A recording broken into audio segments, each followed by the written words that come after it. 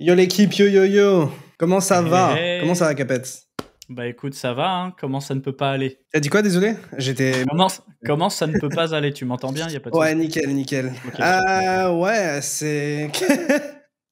Encore une semaine de Golemont, hein. Bah, ça C'est régale. putain, hein, XRP qui pump, il y a eu quoi d'autre qui a pump? Il y a eu Atom qui a pump, il y a eu XLM, il y a eu Doge, enfin, il y a eu tous les trucs possibles. Là, on a eu tous les dinocoins, on a même eu LTC un petit moment. Ouais, Litecoin, Ethereum classique, EOS et tous les vieux dinos de l'époque 2020, hein, tu vois, des Dash, des trucs comme ça. Tout le monde a pris ses petits pourcents.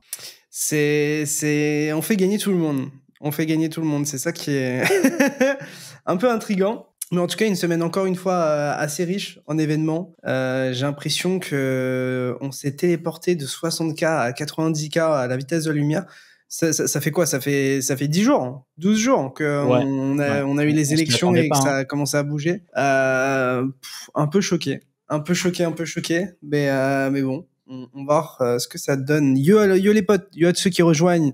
Yo ND Prod 1, yo T, yo Stérix, yo Darren, yo Cell 18. Putain, mais il y a que des pseudos imprononçables. C'est un enfer. Yo à ceux qui arrivent, un petit plaisir, content de vous retrouver pour cette masterclass du dimanche avec Capet. On va faire un gros point sur le marché. On va parler un petit peu de ce que j'ai vu de mon côté. Et puis je crois que Capet aussi, d'un point de vue actu, ça s'est bien chargé. Et puis j'ai vu que Ouais. avec la DevCon à Bangkok, il y a pas mal de choses aussi qui sont sorties. Donc je pense qu'on sera à l'occasion évidemment d'en parler. Des Mais qu'est-ce bonnes que t'as nouvelles fait sur cette semaine, Ethereum. toi? Qu'est-ce que t'as fait Bah, cette semaine? Bah écoute, cette semaine, un peu de tout, mais du temps passé sur Coin Academy aussi, parce que là, c'est vrai que ça s'excite pas mal, donc on a pas mal de contenu à produire. On essaie d'être actif sur la chaîne YouTube. Si vous n'êtes pas encore abonné, vous savez quoi faire. Pas mal de stream Twitch aussi, où on sent que les gens sont beaucoup plus réveillés, avec du sang frais, des gens qui se perdent dans la catégorie crypto de Twitch et qui posent des questions, qui ont envie de comprendre. Donc j'ai pas mal envoyé notre formation crypto, notre formation Bitcoin, etc. Donc ça, très cool. On n'a pas encore beaucoup de nouveaux abonnés sur YouTube, mais je sens que ça s'accélère quand même. Ouais, ça commence à bouger. Enfin, j'ai vu qu'il y avait Asher qui avait sorti sa dernière vidéo et qui était une vidéo qui avait bien marché. Je crois qu'il a fait genre 250 000 vues en 2-3 jours, un truc comme ça. Donc, je pense que c'est assez flagrant, tu vois, à quel point il y a des nouvelles personnes qui s'intéressent au marché. J'ai vu que sur Coin Academy, on a regagné des abonnés. Moi aussi. Les autres créateurs de contenu sur les réseaux aussi. Donc ouais, en ce moment, c'est tout d'un coup, en fait. C'est vraiment tout d'un coup. Je sais pas combien de temps ça va durer, mais en tout cas, c'est plutôt bonne nouvelle. Et puis ça sent light season. Alors je sais, ça peut en vexer certains, ça peut en hyper d'autres, mais moi quand je vois des coins qui puent du cul, disons les termes, hein, type Litecoin, qui pètent, je me dis, le Total 3, ça monte, mais tu vas nous en parler de tout ça. Et c'est Ouais. plutôt cool. Picsou, t'es en mode tryharder dans ta grotte là ou bah écoute, ouais. Ouais, ça fait 2 semaines que je dors un peu moins bien, que mon attention est un peu rivée sur les marchés, donc c'est compliqué de regarder autre chose. Mais ouais, ces 2 dernières semaines, j'ai vraiment tryhard, suivi le marché, essayé de me positionner sur les trucs qui me plaisaient. Et écoute, pour l'instant, c'est plutôt cool puisque ça paye. J'étais rentré dans un meme coin qui s'appelle Slurf récemment, il y a quelques jours, et je crois que 2 jours après, il a fait x2. Ouais, Donc voilà, ça, on hein. profite. Sinon, j'ai fait quoi? J'ai acheté un peu de tonnes. J'en reparlerai, mais j'essaie un peu de me placer en anticipation du narratif qui se développe sur tonnes, parce que en fait, c'est Sleeping Giant.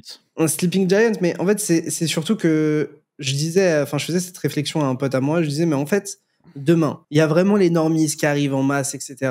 Est-ce qu'ils vont aller sur ton Ethereum L2 machin chouette avec de la data availability? Moi, j'ai tendance à croire que les gens vont en avoir rien à foutre et qu'ils vont se ruer sur Solana, possiblement Telegram. Et après, ils vont peut-être jouer à gauche à droite avec d'autres trucs, mais j'ai l'impression que tout ce qui est en dehors de Solana et Telegram, c'est limite trop compliqué en fait pour les normies. C'est-à-dire En que fait, eux vont sur l'UX, les exchanges et sur ces trucs-là, quoi. ouais, en fait, l'UX, c'est le endgame. C'est-à-dire que celui qui arrivera à proposer l'UX ultime, où tu as du choix, c'est rapide, c'est pas cher, il a gagné. Et on va voir plein de nouvelles mouvances. On voit Ethereum qui commence à parler de native rollup à terme, où en fait, l'idée, c'est que ça s'utilise comme un L1 et qu'on se prenne pas la tête. On entend parler d'abstraction de wallet, où en fait, tu auras un wallet qui serait plugué à toutes sortes d'autres wallets. Et au-dessus en gros, tu aurais une application qui aurait sa propre blockchain, qui aurait son propre wallet, et tu aurais un agrégateur de wallet qui serait pour que l'utilisateur, il ait tout. Tu vois. Mais ça, c'est un peu un rêve. Moi, j'ai l'impression qu'on n'est pas du tout au niveau pour accueillir les normies avec ce genre de choses. La vision, moi, elle me va, etc. D'ailleurs, il y a Aave qui a lancé un wallet récemment. Exact. Donc, je pense qu'ils essayent aussi de se positionner sur tout ça. Mais j'ai le sentiment que, tu vois, il y a aussi Aigri dans le chat qui me dit Base. Et en vrai, oui. Mais demain, tu parles vraiment à un newbie. Est-ce qu'il va sur Base en premier? Peut-être qu'il dit c'est la blockchain de Coinbase, il a un Coinbase wallet. Faut lui faire installer une app mobile. Pourquoi pas? Mais je me dis que dans les trucs les plus simples, par ordre de simplicité, je dirais Solana, Telegram, et parce qu'en plus sur Telegram t'as tous les bons bots, t'as tous ces trucs là, et ensuite potentiellement Ethereum et SL2 et ensuite le reste, quoi, non? Mais je te dis encore une fois, imagine t'as une app où ils arrivent à faire un on-ramp vraiment stylé, idéalement sans KYC, mais ça se fait quand même déjà avec MetaMask, etc. En dessous de 1000 balles, tu fais sans KYC, et tu dis juste à ton pote, installe, envoie des sous et joue avec moi, tu vois. Achète des meme coins, achète de la merde. Voilà, spécule sur les altcoins et ça part, en fait. C'est tout. Mais ça, ils le feront sur Solana, du coup, et sur Phantom. Et j'en discutais encore une fois avec des potes. Je me dis, est-ce que Solana en serait là aujourd'hui si Phantom n'était pas ce que Phantom est d'une certaine manière, d'un point de vue X, d'un point de vue fonctionnalité, etc. Moi, je suis vraiment impressionné d'à quel point le wallet Phantom a eu un impact sur l'écosystème crypto. En termes d'inspiration, il y a un impact sur la réussite de Solana. Parce que, en soi, quand tu vas sur Twitter, les screens de wallet, c'est quoi? C'est des wallets fantômes. Je vois jamais de screen de wallet MetaMask, où c'est de plus en plus rare. Rabi Wallet, c'est incroyable, j'utilise tous les jours, mais d'un point de vue normise, je vois pas de screen. C'est horrible. On te demande tout le temps de valider adresse, valider ci, valider ça. C'est full disclaimer tout le temps. C'est horrible. C'est ça. Et donc, du coup, je me dis, d'un point de vue normise, est-ce que la narrative, c'est pas entre guillemets des L1 très UX friendly qui ont déjà une traction assez importante d'un point de vue réseaux sociaux, etc. Et je pense à Telegram, évidemment, et Solana, parce que en fait t'as déjà tout le monde dessus, t'as tous les meme coins, c'est facile à utiliser, etc. Et en fait, c'est pour ça que je me dis, mais est-ce que c'est pas les deux écosystèmes qu'on sous-estime un petit peu? Parce que en fait, ce qui me fait très peur, vous me dites dans le chat, mais c'est que en fait la vision d'Ethereum et son UX et tout ce qu'ils veulent mettre en place, ça risque d'être trop lent par rapport au moment où les normies se mettent à venir massivement, tu vois. Si demain ils viennent tous massivement, je vois j'imagine aucun normies utiliser un L2. J'ai l'impression que c'est trop tard. Alors, je vais pas dire c'est trop tard, mais on dirait que Ethereum se ringardise. Oui, tout simplement. Ethereum se ringardise, mais ils le comprennent. Là, ça commence à monter au cerveau. Donc, c'est pour ça, déjà, ils ont fait un truc que je juge très bien. On va en parler dans cette émission. C'est qu'ils nous ont balancé une roadmap jusqu'en 2029, mais pas pour nous dire en 2029, vous aurez ça. Pour nous dire, tous les ans, on va faire une grosse mage. Solana, c'est pareil. Ils essaient d'avoir une grosse mise à jour chaque année. Et comme ça, les gens peuvent se projeter, ils peuvent spéculer, ils peuvent assister au truc. Et il faut que tu sentes les choses arriver plus vite. Pas trop vite, parce que le but, c'est pas de casser des choses, mais Solana a mis un petit coup de pied dans la fourmilière aussi, tu vois. C'est qu'on est capable d'aller vite et faire les choses bien. Mais ça fait combien de temps qu'on nous parle de count abstraction? Où est-ce qu'elle est, cette putain de count abstraction? Sincèrement, on nous dit le count abstraction, elle est plus ou moins native maintenant dans Ethereum. T'as des moyens faciles de le faire? Pas encore, elle le sera bientôt? Parce que elle le sera. Parce que Vitalik, il en parlait, ouais. Ouais, nativement sur le L1, elle le sera, mais enlève-le bientôt. Elle l'est sur certains L2 et après, il faut qu'elle soit, on va dire, exploitée à leur plein potentiel. Par exemple, tu vois, je vais prendre l'exemple que je connais, Starknet, t'as Paymaster, t'as des applications où tu peux dire je veux payer mon gaz avec un token différent. Ça, tu peux le faire. Mais c'est pas, je crois, natif à tout Starknet. Ça va le devenir. Et c'est pareil sur plein d'écosystèmes. Donc, il faut que ça soit fait au niveau du protocole. Il faut que les wallets au-dessus, ils le proposent pour tous les cas de figure. Voilà. Et en fait, c'est toujours fragmenté. T'as le VM d'un côté, t'as Sui Aptos Move de l'autre, t'as Solana encore de l'autre, t'as Cosmos de l'autre, même si le wallet Kepler est en train de s'ouvrir à beaucoup de choses. Je sais pas si t'as fait gaffe à ça. Mais t'as pas un wallet qui fait tout. Tu vois, t'as pas le fantôme qui fait et Cosmos, et NIR, et Sui, et Aptos, machin, t'as pas. T'as Kepler qui essaie de le faire, mais... T'as BitGet Wallet qui le fait un peu aussi. Kepler, ils sont... Après, je pense que Coinbase Wallet va se diriger vers ça, mais je vois des gens dans le chat qui parlent de NIR, parce que NIR, ils ont un gros focus sur count abstraction, c'est ce que j'avais vu notamment en interview avec personne n'utilise. Personne n'utilise. Mais il y avait aussi des gens dans le chat qui parlaient de Sui, où en fait t'as pas besoin de seed phrase, etc. Tu mets juste ton mail et tout, et c'est très simple à utiliser. Pourquoi pas, mais en vrai sur Sui aujourd'hui, tu vas y aller, tu vas faire quoi? Tu vas acheter des meme coins à la con. Ouais, mais si tu vas acheter des meme coins, pourquoi t'en achètes pas sur Solana? Ouais, clairement. Enfin, aujourd'hui, la maison des meme coins, y a rien à dire, c'est Solana, y a même plus de débat en fait. Et même la maison de toutes sortes de tokens, parce qu'il y a beaucoup de choses qui ont été bridgées par Wormhole depuis le VM. Ouais, mais en fait, je trouve que le problème de Solana, c'est que c'est un écosystème. Alors, c'est ma perspective, c'est comment je le ressens. Peut-être que je suis pas au courant de tous les gars et les filles. Mais mon ressenti, c'est que Solana est un écosystème aujourd'hui trop fermé. Dans le sens où, en fait, tu veux trader du BTC sur Solana, est-ce que tu peux vraiment le faire? Enfin, t'as le wrap BTC que plus personne n'a envie de toucher. T'as le CBBTC, je sais même pas s'il est encore arrivé sur Solana. T'as un ou deux protocoles de perp qui marchent, mais qui sont pas non plus les plus liquides du monde. Enfin, Jupiter a fait quelque chose de très bien, mais Drift, c'est encore un peu en retrait. Tu veux trader n'importe quel asset en spot, les tokens bridgés, il n'y a pas assez de liquidité, personne fait ça. Donc, en soi, moi, je dirais que le normiste moyen, ce qu'il fait, c'est que il utilise Binance, il utilise Coinbase, et pour faire toutes ces conneries, il va sur Solana, et ça va être, et probablement Telegram aussi, d'une autre manière, et puis tout le reste, ça va rester pour les gens qui sont très natifs, ou les gens qui s'intéressent aux cryptos et qui essayent de gratter pour aller un peu plus loin, mais c'est un peu le funnel que je vois à mon sens. On nous demande dans le chat qui a une bonne chaîne YouTube à conseiller pour apprendre en partant de zéro. La chaîne de Coin Academy, bien entendu, même si on a tendance à aller un peu plus loin. Mais quand tu vas sur le site de Coin Academy, tu as des formations gratuites que tu peux lire pour le coup et apprendre de zéro. Et pour ce qui est de Bitcoin, cette semaine sur ma chaîne Capet Crypto, je sors, ce sera pas la meilleure vidéo explication Bitcoin, mais en gros, en fin de live, j'ai fait une explication accélérée en 30 minutes où j'explique tout ce qui est essentiel à savoir de Bitcoin, que j'ai congestionné dans un format de 20 minutes. Ça sort cette semaine et je pense que déjà, ça va vous ouvrir l'esprit à mort pour ceux qui découvrent. Quelqu'un qui dit Solana, c'est pas sérieux, c'est pour de la merde, mais. Je suis pas d'accord. Enfin, aujourd'hui, qui trade on-chain ailleurs que Solana? Enfin, tu vas avoir Ethereum et CL2, ok, et c'est vraiment big, hein, mais quand tu regardes les volumes on-chain sur Solana, j'avais fait un tweet cette semaine, je sais pas si tu l'avais vu, où je disais que Redium gagnait 10 millions de frais par jour. J'ai vu. Tu vois ce que je veux dire? Bien sûr, je vois ce que tu veux dire. C'est impressionnant. Mais en fait, j'ai vraiment l'impression que, encore une fois, on en parle toutes les semaines, ça doit être tellement relou pour certains, mais j'ai l'impression que les gens, ils peuvent pas s'empêcher de détester Solana pour des raisons qui n'ont presque aucun sens aujourd'hui, à tel point c'est une vision qui est dépassée. C'est-à-dire que... Tout comme ils aiment Ethereum aujourd'hui de manière, comment dire, enfin, genre inconditionnelle. Ouais. Pour des raisons qui datent et moins pour des raisons actuelles, tu vois, d'une certaine manière. Donc, t'as de l'affect, t'as de l'émotion, t'as de l'historique qui rentre en jeu. Je dis pas que c'est mauvais, mais factuellement, c'est ce que tu dis. On a les deux sur Ethereum et Solana. Ouais.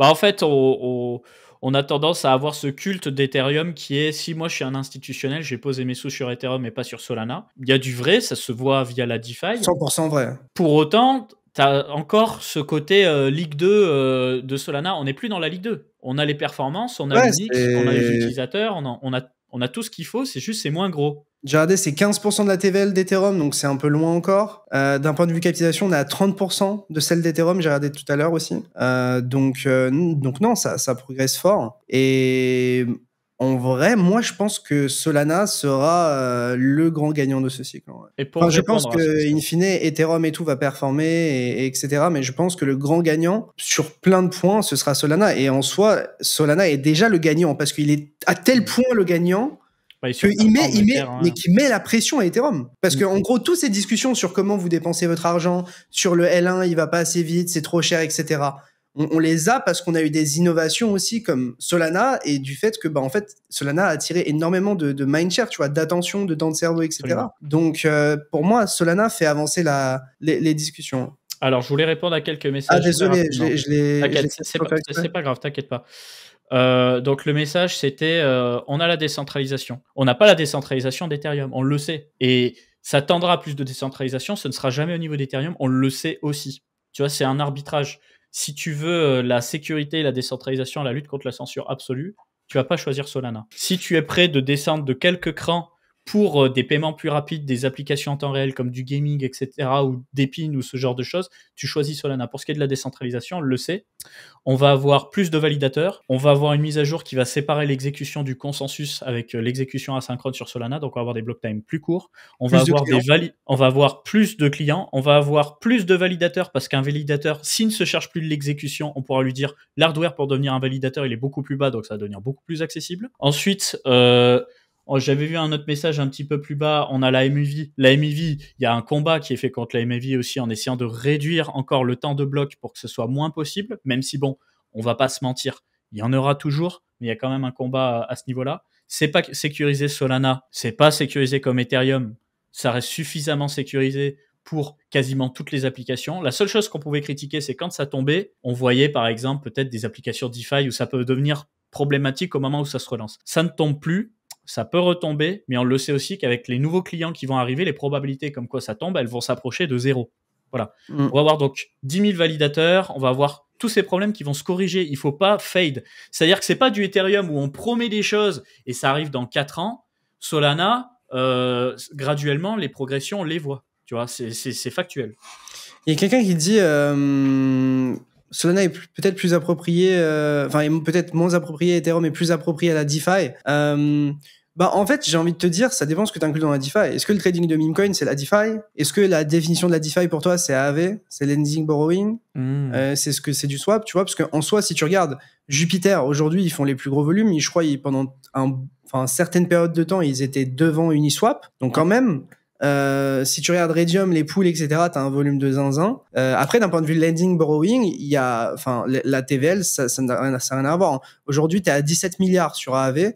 Le all-time high d'ailleurs de AAV sur sa TVL, c'est 19 milliards. Donc là, on est à 17, on s'en approche. Donc vraiment, AAV, c'est big. Mais AAV, il devait pas arriver sur Solana d'ailleurs. Alors, AAV n'ira pas sur Solana. Mais ils avaient justement, mais non, mais ils avaient retourné leur veste, non? Non, pas que je sache. Ah ouais? Non, c'est EVM et la première chaîne non EVM, c'est Aptos. Et d'ailleurs, ils font leur marketing là-dessus pour dire c'est Aptos, ce sera pas Solana. Ok. Ouais. Mais en fait, là, leur discours, il tient plus du tout, là. Ah, c'est un parti pris. C'est un parti pris. Et puis peut-être que d'autres verront une opportunité, tu vois. Parce que moi, je me dis, si j'avais sur Solana, pourquoi j'utiliserais le reste? C'est un braquage, hein.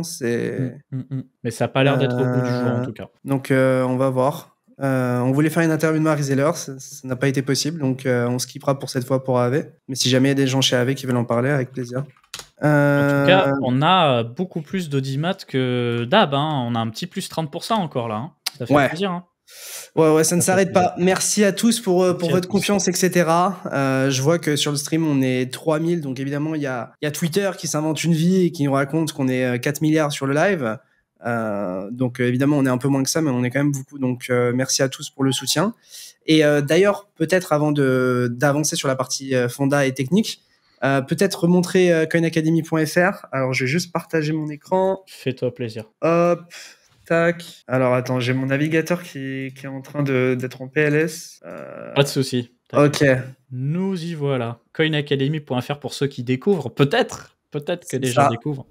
Mais voilà, pour ceux que ça intéresse, vous avez tout sur Coin Academy, à savoir notre site, notre média. Et d'ailleurs, sur la partie inscription, on a ajouté du Social Connect. Donc maintenant, vous pouvez créer un compte Coin Academy avec un compte Google, Twitch, Discord. Donc globalement, en un clic, vous avez un compte Coin Academy.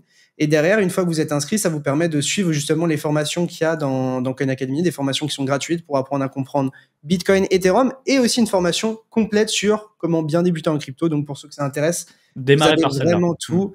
Et pour suivre votre progression, vous avez juste à créer un compte gratuit. Vous en avez pas besoin, techniquement, vous pouvez suivre la formation sans compte gratuit, etc. Mais vous n'aurez pas les quiz, les sauvegardes de votre progression, toutes ces choses-là.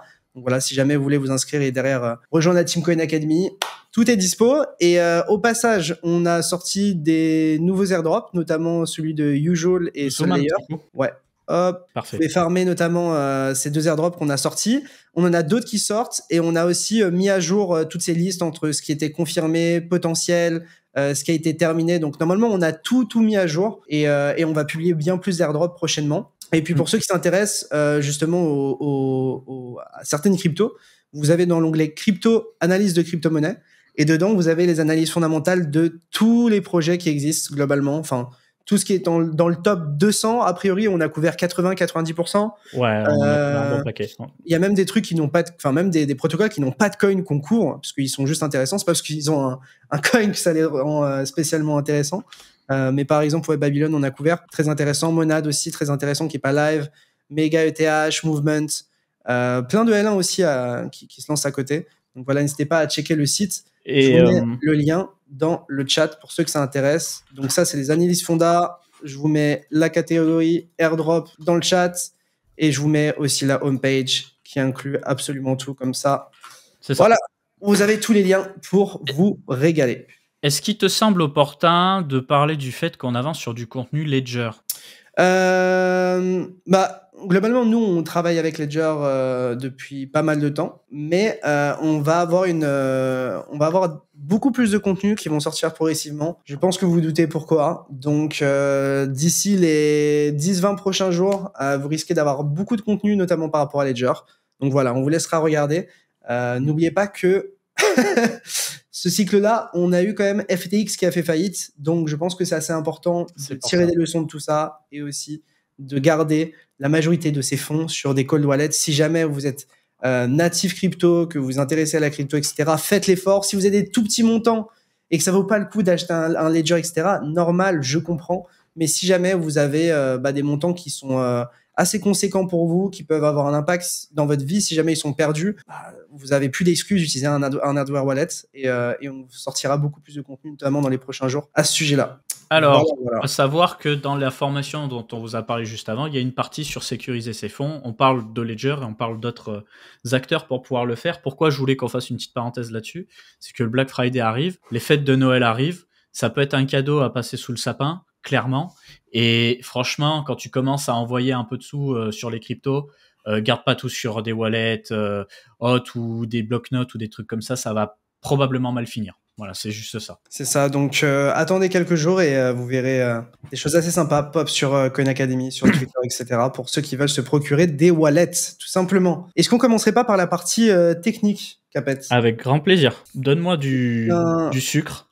Eh bien, attends, donne-moi un instant, je te donne tout ça. Hop. Alors, je voulais juste commencer cette partie-là pour vous dire que j'ai sorti une interview avec Mourad. Donc, pour ceux que ça intéresse, elle est disponible sur ma chaîne YouTube. Je l'ai sortie il y a 4 jours.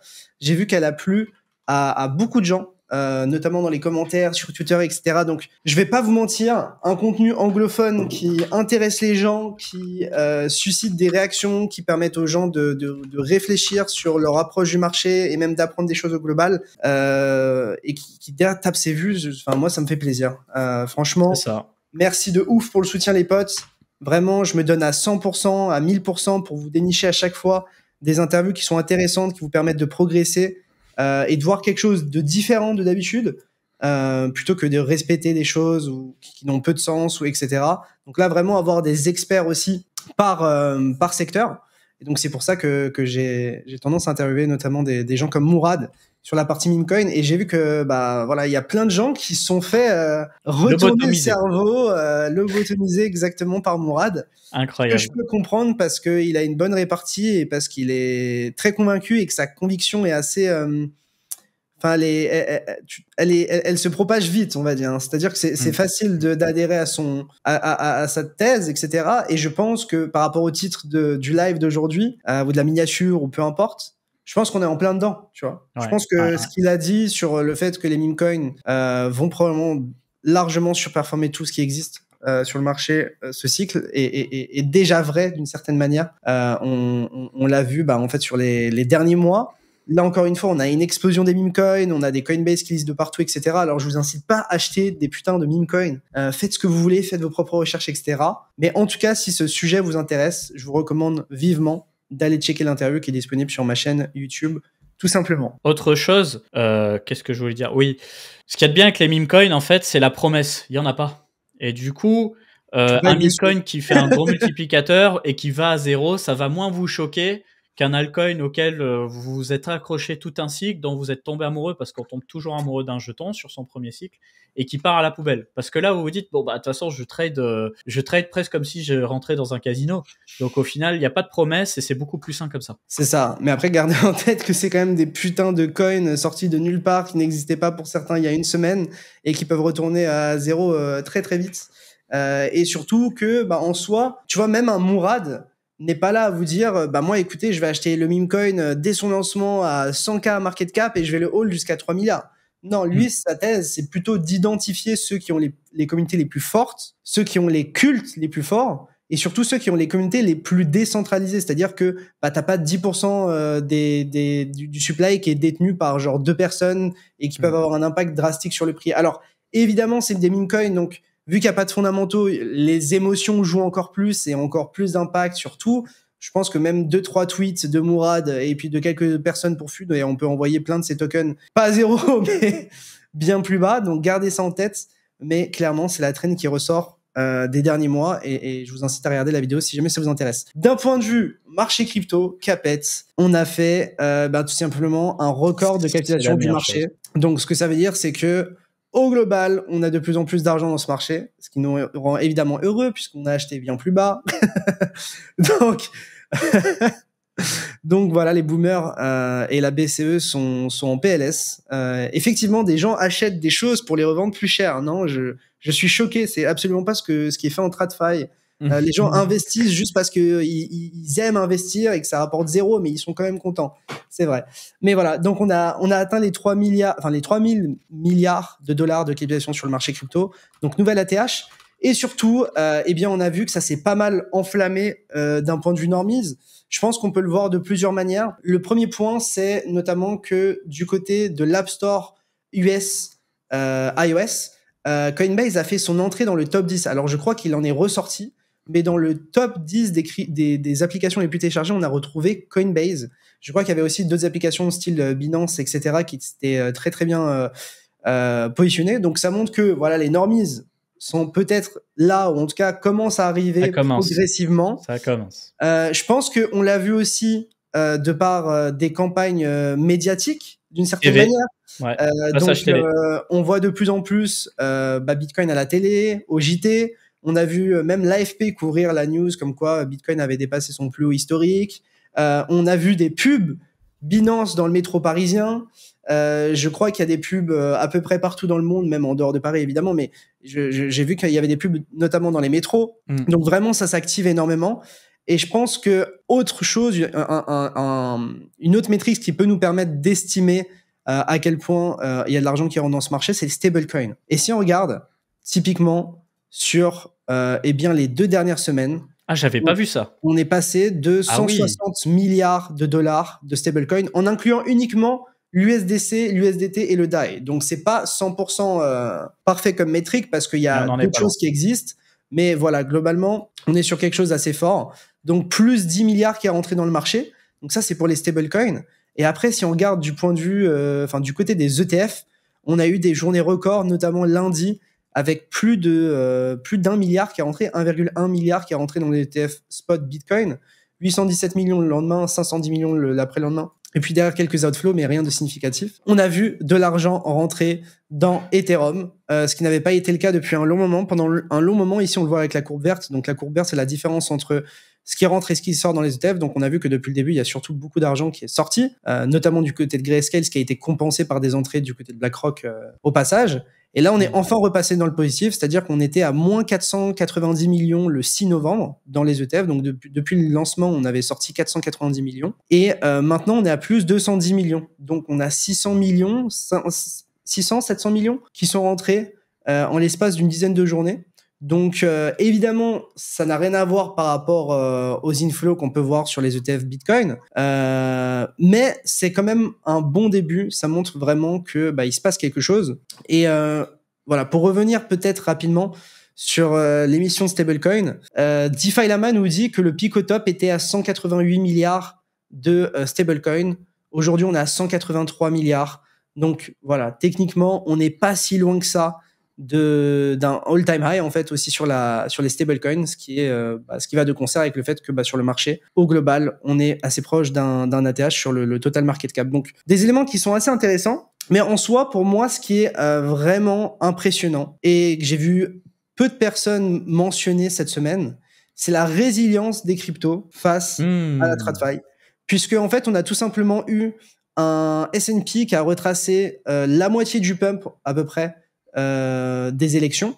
Donc globalement, pré-élection, on était ici, on a pump to the moon, BTC est passé ici de 65-67K à 92-93. Et là, on a retracé tout ça. Et pour l'instant, je dis bien pour l'instant, ce n'est pas le cas sur le BTC. En fait, je peux tout simplement superposer le BTC pour qu'on puisse s'en apercevoir. BTC est toujours tout en haut, alors que le S&P dump. Et il dump quand même assez agressivement. Enfin, c'est pas à la fin du monde, mais c'est quand même assez significatif. Et historiquement, jusqu'à maintenant, dernièrement, on a été très corrélés. Et là, ça semble changer. Donc ça, c'est vraiment un bon point. Un autre point qui est aussi sympa à regarder, c'est que du côté de BTC vs le S&P 500, on est presque sur un ATH. Donc ce que ça veut dire, c'est que voilà, il fallait mieux quand même mettre ses billes dans le BTC plutôt que dans le S&P jusqu'à maintenant d'un point de vue performance pure.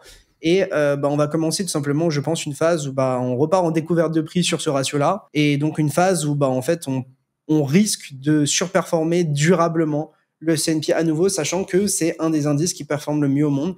Donc je pense que c'est une démonstration pour les institutions que même le Saint Graal, à savoir le S&P, se fait tout simplement retourner par BTC, ou en tout cas BTC qui revient au moins à son même niveau de performance.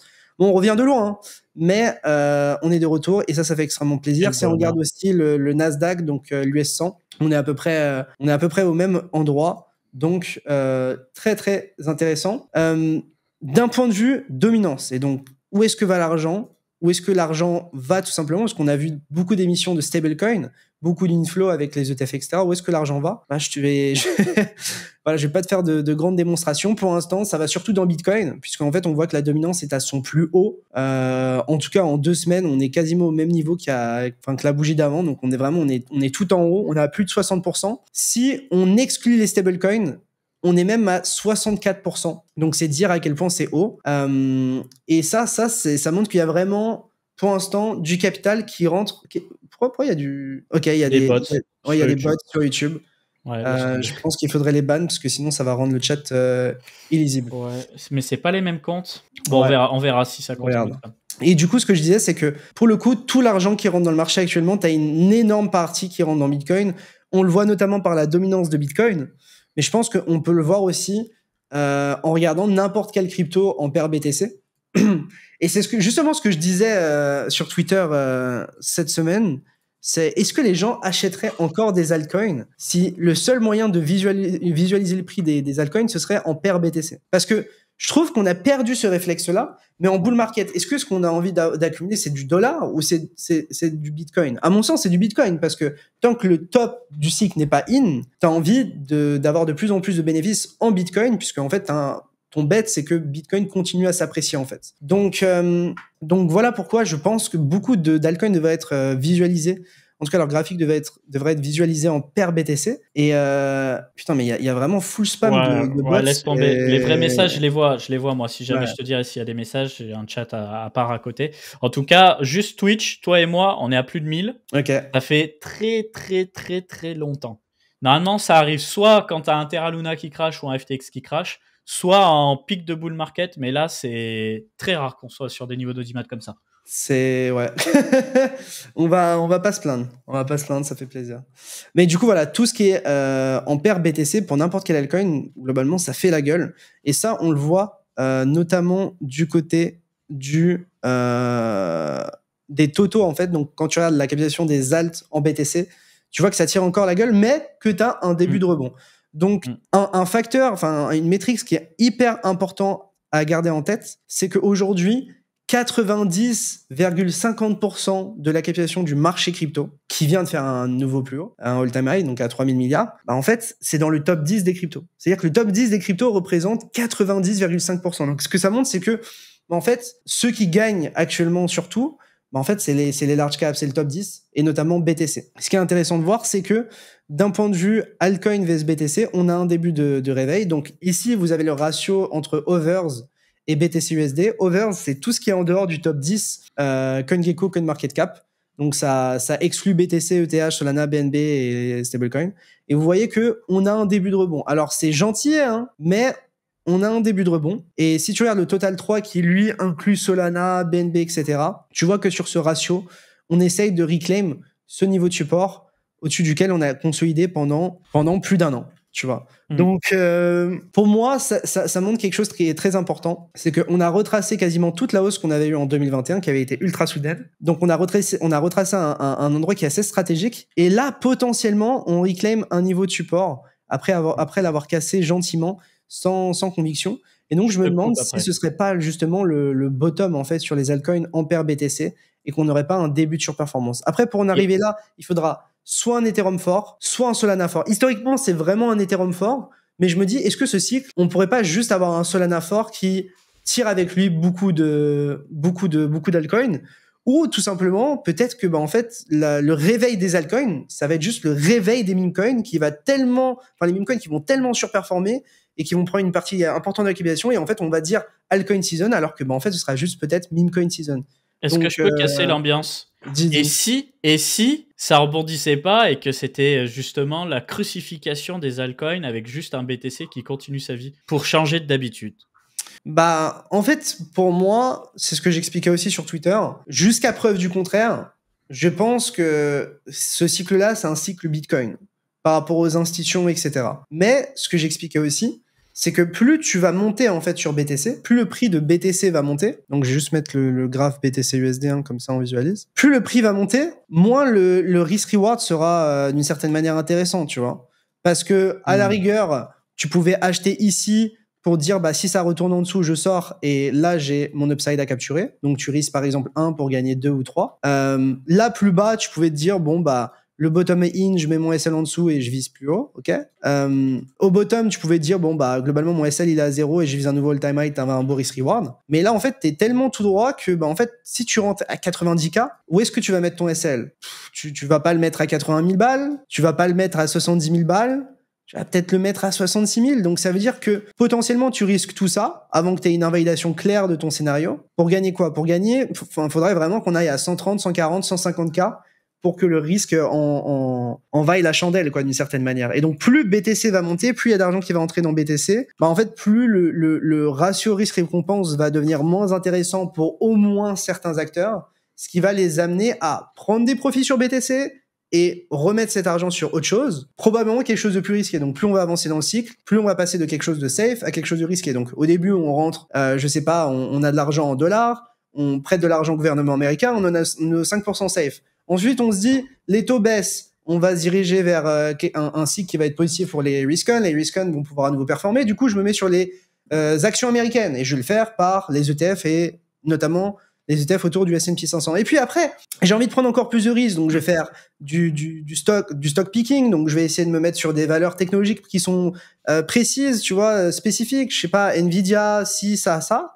Et puis après, je me dis, en fait, l'argent va être de plus en plus facile à emprunter, il va me coûter de moins en moins à emprunter, donc je vais prendre plus de risques et je vais me mettre sur Bitcoin. Et puis une fois qu'on aura une autre dose ETP sur Bitcoin, on va passer sur d'autres choses, notamment Ethereum, Solana, et ensuite les altcoins. Donc vraiment, vous comprenez, on passe. Genre, il y a toute une sorte de chemin, de pyramide qui fait que, en fait, on est passé dans un environnement où on était surtout sur du risk-off. Donc, on était content d'être en dollars. On était payé 5% par le gouvernement américain à l'année et ça nous allait très bien. À un moment, on a envie de prendre de plus en plus de risques et donc, on va passer au S&P, à des stocks particuliers et ensuite davantage sur des trucs encore plus risqués, à savoir les cryptos, des trucs un peu plus nichés et puis voilà. Donc, moi, je pense que plus on va monter sur BTC, plus on aura de l'argent qui progressivement rentrera sur les altcoins, etc. Le problème, c'est que ça peut mettre du temps et que c'est vraiment pas évident à jouer. Moi, actuellement, je suis toujours en spot BTC. J'en ai vendu un tout petit peu, mais très très peu. Et j'utilise ce que j'ai vendu pour simplement trader les dérivés en USDT. Mais mon spot BTC, j'en utilise une bonne partie aussi pour trader en collatéral BTC. Et c'est d'avoir de plus en plus de BTC sur ce cycle. Donc, Pour l'instant, moi, les altcoins, j'essaye de me positionner dessus. Je vais en parler juste après parce que j'aimerais bien faire un point juste sur BTC, sur comment je me positionne, ce que je regarde, etc. Du coup, du côté de BTC, pour moi, la vraie invalidation de ce scénario bullish et de ce bull market, etc., ce serait le fait qu'on retourne sous les 69-70K. Okay. Donc, globalement, si on a fait 8 mois de consolidation et qu'on commence à retourner dans notre consolidation, je part du principe qu'on aura fail et que en fait on n'aura pas eu le momentum qui a suivi, etc. Ça me paraît très peu probable, hein. Mais voilà, pour moi, ça c'est vraiment le niveau ici qu'il ne faut pas perdre. Si on le perd, à ce moment-là, je change mes vues sur le marché. Mais tant qu'il n'est pas perdu, en fait pour moi tout ce qui est au-dessus, c'est une opportunité de buy le dip pour viser toujours plus haut. Si on part du principe que BTC est toujours bullish. Et dans les zones qui m'intéressent spécifiquement, moi celle qui m'intéresse le plus actuellement, c'est la zone entre les 79K et les 83 500. Pourquoi ? Parce que c'est 38% de retracement de toute la hausse. Okay, donc depuis ce low ici jusqu'en haut, toute cette hausse, tu prends 38% Fibo, t'es ici. Et si tu prends la dernière hausse, parce que pour moi, il y a eu une première hausse, une sorte de consolidation, une deuxième hausse un peu violente, et une nouvelle consolidation. Si tu prends la deuxième impulsion ici, donc l'impulsion de cette deuxième jambe haussière, et que tu traces ta reload zone, donc 61-70%, tu tombes ici. Donc en fait, tu as un peu toutes les étoiles qui s'alignent ici, toutes les planètes qui s'alignent dans cette zone ici, qui est pour moi une zone assez intéressante à défendre, d'autant plus que, en fait là, je sais pas si vous vous rendez compte, mais on accumule quand même beaucoup de lots à chasser. On a beaucoup de lots ici qui sont toujours plus hauts que les précédents et qui ne chassent jamais les derniers. C'est-à-dire que si ici, pour le coup, on avait eu, je sais pas, tu vois, cette même consolidation avec une grosse mèche et ensuite on serait reparti, je me serais dit, là, c'est un peu plus safe. Sauf que là, on laisse vraiment des lots comme ça. Alors, ces lots, on peut les garder un bon moment. Mais pour moi, quand il y a vraiment trop de lots comme ça à un endroit, souvent, moi, ce que j'essaye de regarder, c'est des localisations qui sont assez intéressantes en dessous. Donc, après les avoir chassés. Et pour moi, cette localisation, c'est tout simplement celle-ci. Donc, peut-être qu'elle est trop basse, peut-être que voilà. Mais moi, en tout cas, c'est le genre de retracement que j'envisage. Jusqu'à maintenant, on a eu un retracement de l'ordre de 7%. Un retracement de l'ordre de 11 à 15%, ça me semble pas inenvisageable. Et c'est là où j'ai mes ordres actuellement sur les dérivés, sur BTC, donc en collatéral BTC. Donc, par exemple, moi, je trade notamment pour le collatéral BTC sur BitGet et BitMEX. Et j'utilise du BTC en collatéral pour long et je mets mes ordres pour long dans cette zone ici. On verra ce qui se passe. Mais historiquement, c'est le genre de retracement qu'on a eu les derniers cycles. Je vais remontrer ça, tu vois. Mais sur toute la hausse qu'on a eu en 2020-2021, tu vois, petit retracement de 11%, petit retracement de 17%, petit retracement de 12%, petit retracement de 10%, petit retracement ici de 8%, retracement ici de 18%. Donc globalement, entre 10 et 15, on est sur quelque chose qui est assez bien. Et c'est parfait parce que ça s'aligne simplement avec mes zones. Donc si je devais acheter plus de BTC, en partant du principe que tant qu'on reste au-dessus de 70K, c'est bull market et on achète tous les dips parce qu'on est en tendance haussière, cette zone me paraît très intéressante et c'est ce que je vise. On peut partir sans aller chercher ces ordres de mon côté. Moi, ça me dérange pas dans le sens où, en fait, j'ai déjà plein de BTC et de l'exposition au marché. Donc, c'est pas grave. Mais si jamais on avait des dips, je pense que ce serait cette zone qu'il faudrait vraiment surveiller. Et en fonction de où est-ce qu'on en est sur les alts, en fait, se positionner sur celles qui nous intéressent. Donc, voilà. Du côté de Solana, on a cassé tout simplement notre consolidation ici sous forme de triangle ascendant par le haut. Et si on regarde ici, on est quand même assez proche de cet ATH, Capet. Si on regarde, si on zoome, on est très très proche de cet ATH. On est à 11%, 10-11% de l'ATH. Donc moi personnellement, c'est ce que j'expliquais sur Twitter. J'attends la sainte candle, la candle divine pour nous propulser en ATH et surtout retourner en découverte de prix sur Solana et secouer un peu l'écosystème crypto. Moi, j'ai beaucoup d'espoir dans Solana. Donc voilà, moi personnellement, je suis long depuis les 180. J'étais rentré un peu avant, j'avais coupé ici. Ensuite, je suis rentré vers les 180, 181. Et voilà, mon objectif, c'est de TP au-dessus de l'ATH. Donc juste laisser le prix courir. Tant qu'on ne revient pas clôturer sous les 180 en weekly, pour moi, tout va bien et tous les dips sont achetés. Donc j'ai beaucoup d'espoir sur Solana. Et d'ailleurs, si tu regardes d'un point de vue pair BTC, c'est celui qui perf le mieux dans les large caps. Ouais. Si tu regardes, tu vois, ici en weekly, pour moi, on était dans une sorte de consolidation en weekly, une sorte de compression. Et là, on essaye de s'en extirper par le haut en pair BTC.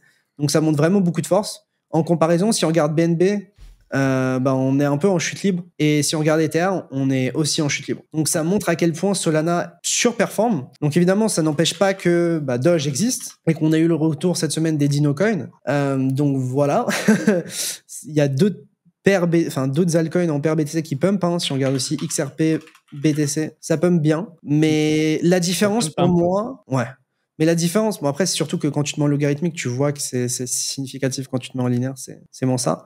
Mais pour moi, XRP, c'est pas un play de ce cycle. Pour moi, je suis pas positionné dessus. Si ça pète sans moi, très bien.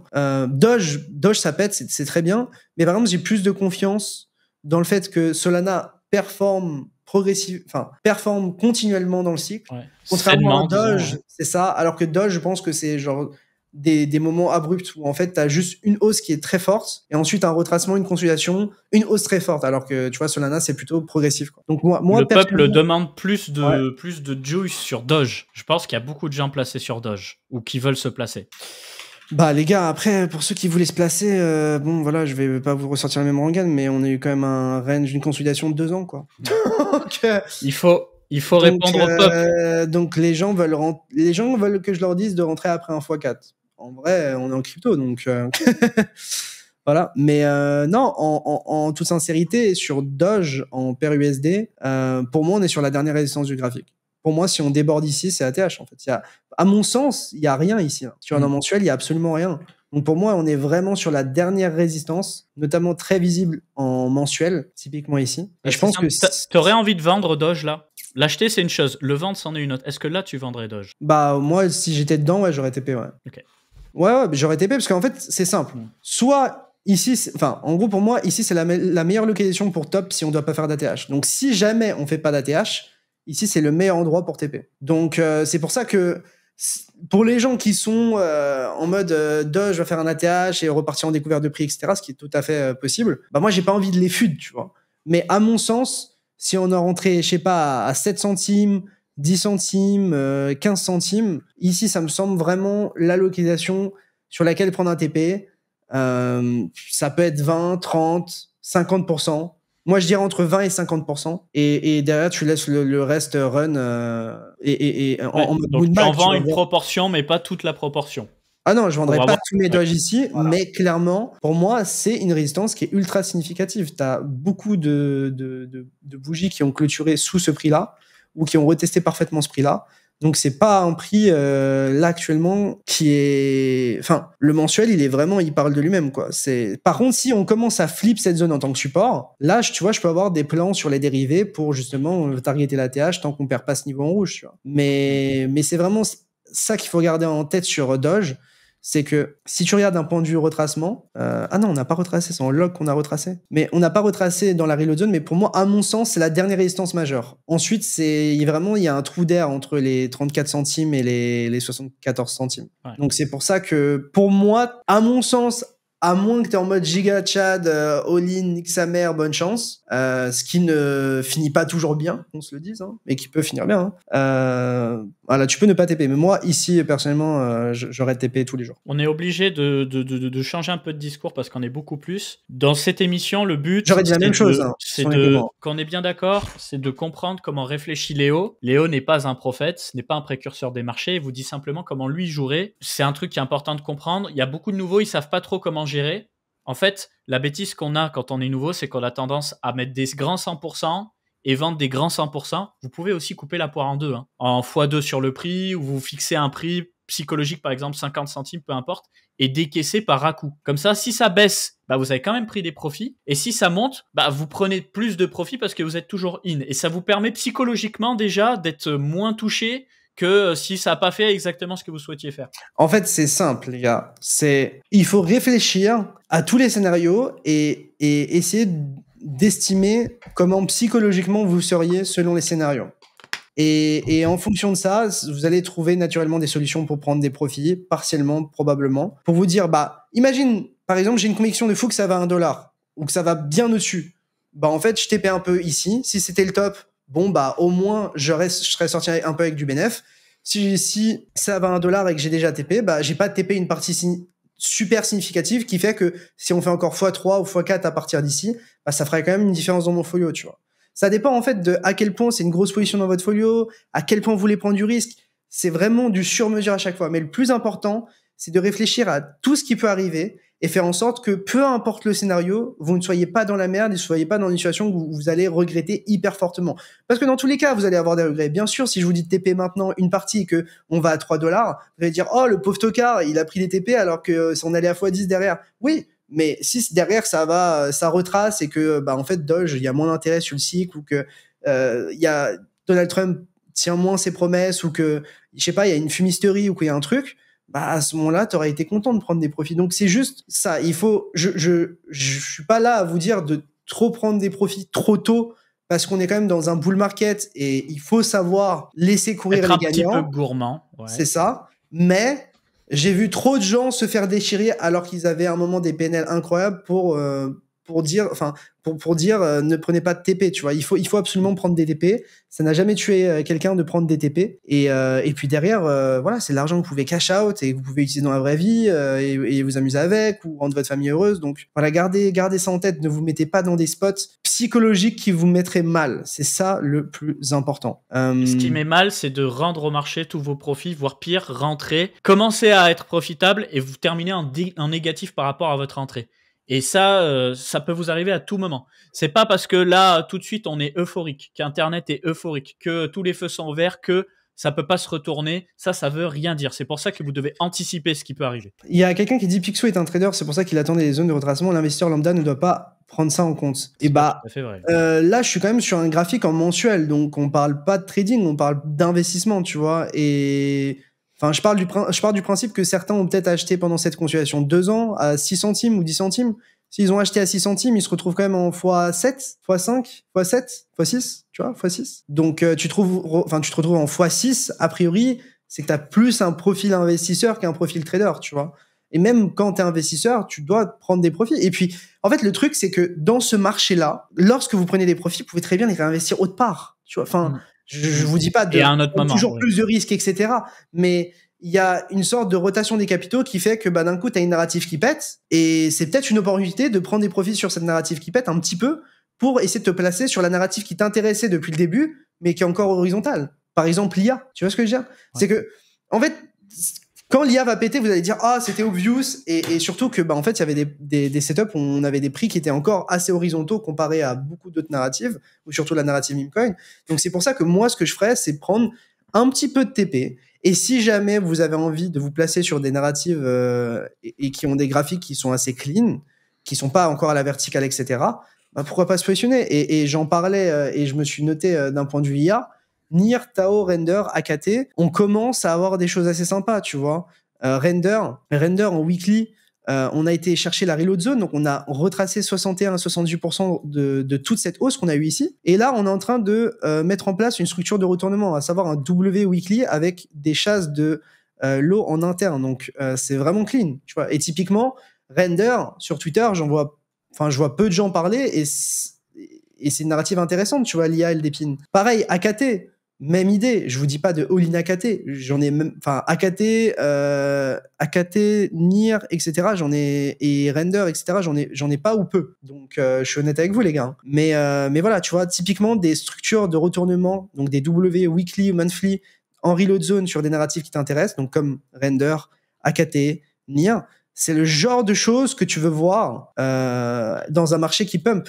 Tu vois, c'est que ta narrative est pas encore trop sous le feu des projecteurs, mais tu as des structures de retournement qui te montrent qu'il y a de la force, il y a un début de force, c'est une inversion de la tendance qui fait que possiblement tu peux trouver les prochains top performers du mois ou de la semaine dans ces trucs-là. En tout cas, moi, c'est comme ça que je réfléchis. Globalement, tu vas être positionné, je sais pas, sur 4 narratives.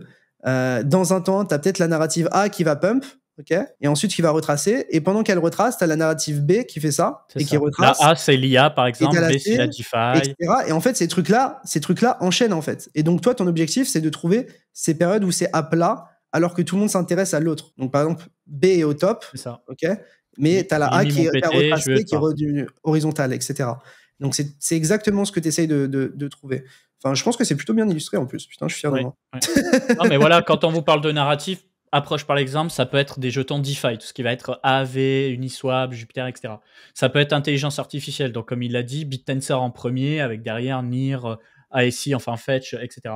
Il y a les Real World Assets, il y a les meme coins, il y a les jetons Proof of Work, il y a des trucs un peu moins connus comme la Data Availability. Et en fait, soit tu te dis, je me place sur les plus gros de chaque narrative, soit tu te dis, moi je crois à mort en l'IA, je crois à la mort dans cette narrative, et tu te places en fonction. Moi, ce que je ferais, c'est j'essaierai d'identifier 2-3 narratives max qui m'intéressent. À mon sens, tu as les mimes, donc ça inclut les coins de chien-chat et l'infrastructure qu'il y a derrière, donc les aérodromes, les radiums, etc. Tu vois. T'en identifies 3, ça peut être Real World Asset. Pour moi, ça me semble un peu plus difficile d'en profiter. Donc, est-ce que dans IA, on inclut aussi des pins, tu vois? Ouais. Et après, t'as les plays d'infra. La DeFi. T'as les plays d'infra qui vont être, à mon sens, genre Sol, voilà, des L1, quoi. Et donc, en fait, ton objectif, ça va être de dire, bah, en fait, ça, c'est très risqué, mais j'y crois à mort. Donc, en fonction de ça, tu fais ton calcul. Je sais pas, peut-être que ça va être genre 15% de ton folio. Ça, c'est très intéressant. C'est un peu moins risqué, à mon sens, un peu moins volatile. Allez, je mets 20%. Blablabla. Et ensuite, tu fais ta répartition. Et ensuite, moi, à mon sens, je mettrai pas tous les œufs dans le même panier sur une narrative. Parce que parier sur un seul jeton pour une narrative, c'est trop risqué. Tu risques trop de passer au travers. Je pense que j'en prendrais 3-4 max.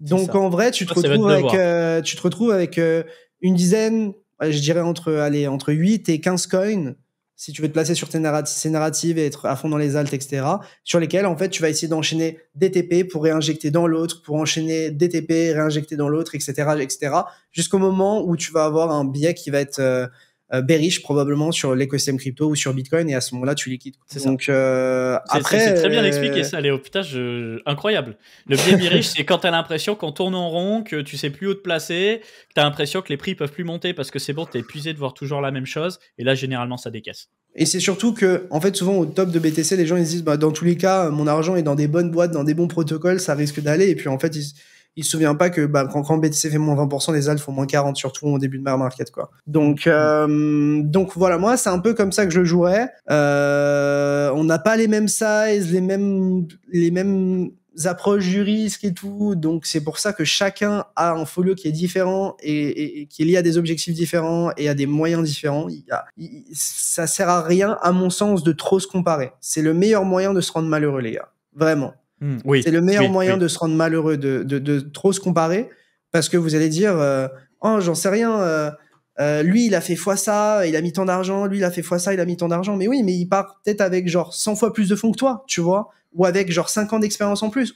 Donc c'est pour ça que si vous vous comparez trop, vous allez vous rendre malheureux. Donc c'est pour ça qu'il faut vraiment vous cerner, vous comprendre, vous, ce que vous attendez d'un cycle, les risques que vous êtes prêt à prendre, le montant que vous investissez. Est-ce que vous vous projetez vraiment, véritablement à 5 ans sans toucher à aucun jeton?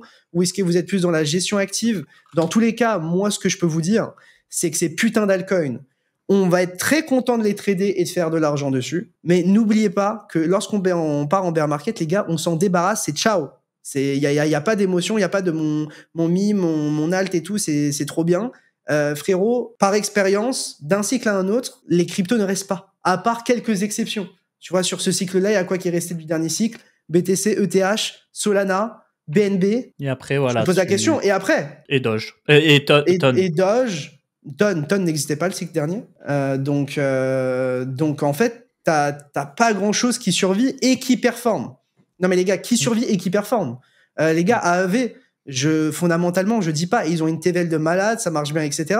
Mais quand tu vois Solana qui est proche de faire son ATH et t'as un AAV qui est encore en divisé par 5 depuis son ATH, faut doser. Moi, je kiffe AAV, hein, mais juste factuellement, t'es en train de comparer AAV qui ressemble à ça à Solana qui ressemble à ça, tu vois. Donc oui, il y a des trucs qui survivent et AAV c'est différent parce que fondamentalement c'est très utile, tout le monde l'utilise.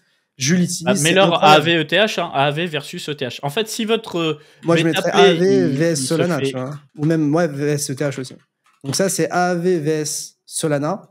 Voilà, donc AAV se fait écrabouiller. Voilà, en vrai, c'est inintéressant d'investir sur AAV par rapport à Solana quand tu regardes ça sur les 3 dernières années. Mais après, une comparaison qui est plus fiable par rapport à ETH, pareil. Écrabouillé. écrabouillé. Bah oui, mais c'est ça qu'il faut leur Alors expliquer. que Ether sous-performe. Non. Et alors que Ether coûte tu regardes contre 3000 BTC. balles. Voilà, non, mais c'est ça. Regarde on contre va, BTC. on va leur parler comme à des enfants. Non, je rigole, c'est pour rigoler, les gars. Alors que Ethereum est deuxième, Ethereum est trop cher et que la première chose que se dit à nouveau, c'est je rentre pas sur Bitcoin, je rentre pas sur Ether, c'est trop cher. Moi, je vais aller sur des alts plus bas parce que il y a plus de chances que ça fois 10, fois 50, machin. Oui, il y a plus de chances, mais il y a aussi plus de chances que ça divise à mort. Et en fait, à un moment donné, si vous mettez une grosse partie de votre capital sur des trucs qui peuvent faire x50, vous avez aussi beaucoup de chances de rendre une grosse partie de votre capital. Donc, essayez de vous diluer sur quelques jetons. Moi, j'ai vu des trucs de ouf. Des gens qui font des all-in Multiversix ou Ultra ou machin. C'est pas que vous n'aimez pas Multiversix ou que vous n'aimez pas Ultra ou d'autres. Il n'y a pas de souci d'aimer un projet. C'est très bien.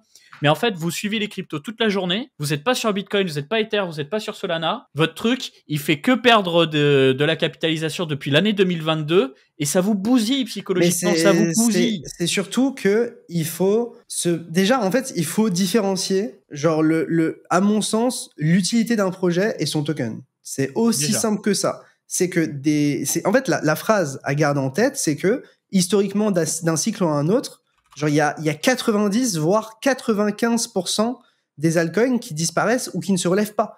Donc, c'est pour ça que je vous dis juste, important, on s'amuse, on trade les large caps, on trade BTC, ETH, Solana, on trade les altcoins, on s'amuse, on essaye de surfer sur ce bull market, etc.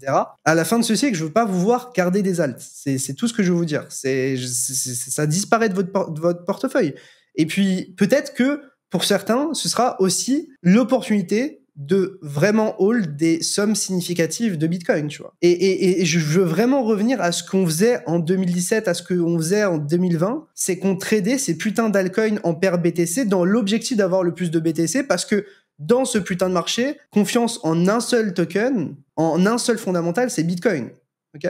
Donc, voilà, c'est par défaut, si vous voulez faire des conneries, par défaut, prenez vos profits en BTC. À la fin du cycle, si vous voulez rester exposé, vous aurez probablement un drawdown en USD, il faut le garder en tête, mais à la limite, si vous voulez limiter des bêtises, gardez que du BTC, quoi.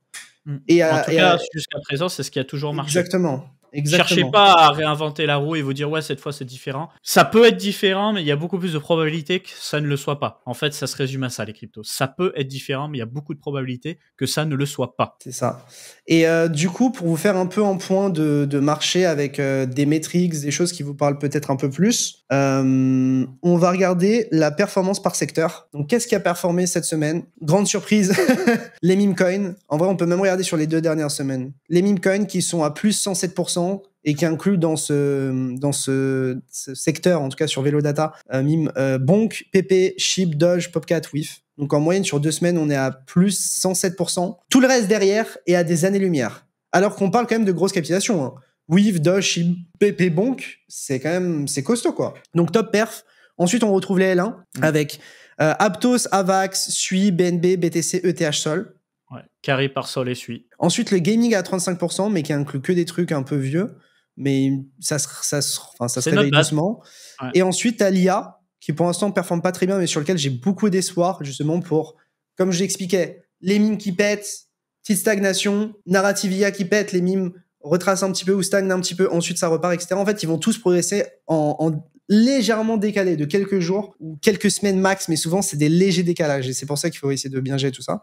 Et ensuite les L2 qui performent pas du tout et tout ce qui est DeFi. Donc en fait, tout ce qui est lié à Ethereum, globalement, ne performe pas. Tout ce qui est lié de près ou de loin à Ethereum ne performe pas. Tout ce qui est lié de près ou de loin à Solana performe. Tout ce qui est lié de près ou de loin au meme coin performe. C'est ce qu'il faut retenir pour l'instant. Donc là, c'est évident. Et ensuite, pour vous parler un petit peu des fundings, donc le funding rate, pour ceux qui ne savent pas, c'est le taux de financement, c'est un frais que vous allez payer à intervalles réguliers sur les dérivés lorsque vous tradez. Et plus les gens ont tendance à être agressifs à l'achat, plus le funding va être élevé, donc plus vous allez payer cher à intervalles réguliers si vous êtes acheteur. À l'inverse, si les gens sont très pessimistes, très agressifs à la vente, le funding va être négatif et à ce moment-là, vous serez payé pour être acheteur, tout simplement. Et donc là, ce qu'on voit, c'est que, en fait, 3 novembre, 6 novembre, donc avant les élections et même un peu après les élections, tous les fundings étaient de l'ordre de 10-15% annualisés. Donc, ce que ça veut dire, c'est que si vous holdez votre position sur les dérivés, elle vous coûte à peu près 10 à 15% de sa taille. Donc, par exemple, j'ai une position de $10,000 sur Bitcoin. Si le taux annualisé actuellement à 10%, ça veut dire que je paierai à peu près $1,000 de frais de funding rate donc par an. Mais là, on a vu que dernièrement, ça s'est un peu affolé et on a vu un BTC qui a touché les 71%, ETH 58%, Sol 57%, etc. Donc, ça montre un début d'effervescence, etc. Je pense que le moment où on se rapproche d'un top, ce sera un moment où on aura des fundings élevés pendant une durée assez prolongée.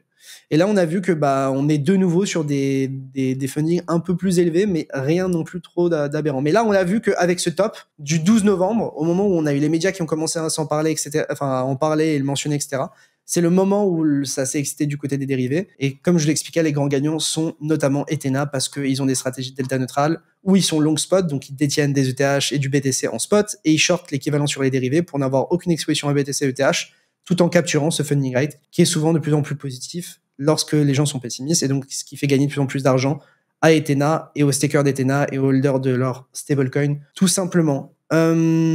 Voilà. Moi, j'ai évidemment 2 trucs à dire, mais je pense que ça fait une bonne première partie sur la partie spéculation. J'espère que vous aurez appris des choses. Moi, de mon côté, juste d'un point de vue position, je suis toujours sur BTC en spot. Je suis sur BNB sur les dérivés depuis à peu près les 600. J'essaye d'acheter un petit peu d'Ether entre 2600 et 3100. Donc, j'ai des ordres qui ont commencé à être remplis. Et je suis aussi extrêmement long Solana depuis $180. Voilà, mon invalidation sur sur Solana, c'est si on repasse sous les 155. Ethereum, ce serait si on repasse sous les 2400. BNB, ce serait si on repasse sous les 540. Mais dans tous les cas, j'y vais pas trop fort pour être en capacité d'acheter le dip, si dip un peu plus prononcé il y a du côté de BTC. Et comme je l'expliquais, pour moi, la zone que je regarde absolument, c'est celle-ci. Ça m'étonnerait pas, tôt ou tard, qu'on ait une mèche ou un truc un peu violent et donc on aille dedans liquider beaucoup de gens pour derrière repartir. Le pay interest est élevé, mais pas tant élevé que ça sur BTC.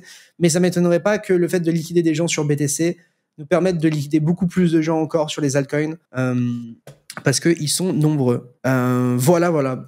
Pour un petit brief relativement condensé et qui vous donne une vue d'ensemble sur le marché. Capet, je te laisse prendre la main. Yes, je regardais le chat, donc c'est vraiment cool. Et puis tu vois, on peut enfin faire une émission masterclass. Je sais pas si on voit mon écran. Ouais, on le voit, c'est bon. On peut enfin faire une émission masterclass où on parle de trading sans avoir des gars qui disent le trading ça sert à rien, c'est de l'astrologie et compagnie. Ou parler de fondamentaux en mode la tech on s'en bat les couilles, les prix fondent. Tu vois, c'est ça, profitons. C'est un vrai bonheur ce qui se passe en ce moment. Merci à tous. En tout cas, quasiment 2000 sur le live, entre la chaîne YouTube Coin Academy, ma chaîne YouTube, Twitter, nos 2 Twitch. Ouais, on est on est pas mal. Merci à tous les potes. Du coup, la chaîne Coin Academy qui approche les 15 000 abonnés. Je me permets donc dans les chats Twitch de mettre le lien pour s'abonner. C'est pas encore fait. Vous avez à chaque fois la rediffusion le lundi de l'émission. Dans la rediffusion pour les curieux, vous avez à chaque fois du coup tout ce qui est mentionné à chaque fois, et vous avez également des liens utiles, des choses les plus utiles dont on va parler dans l'émission. Notamment, vous pouvez retrouver la formation Démarrer en crypto qui est présente dans toutes les descriptions, ce que vous montrez Picsou tout à l'heure. Je force un peu avec ça, mais voilà, là c'est l'occasion.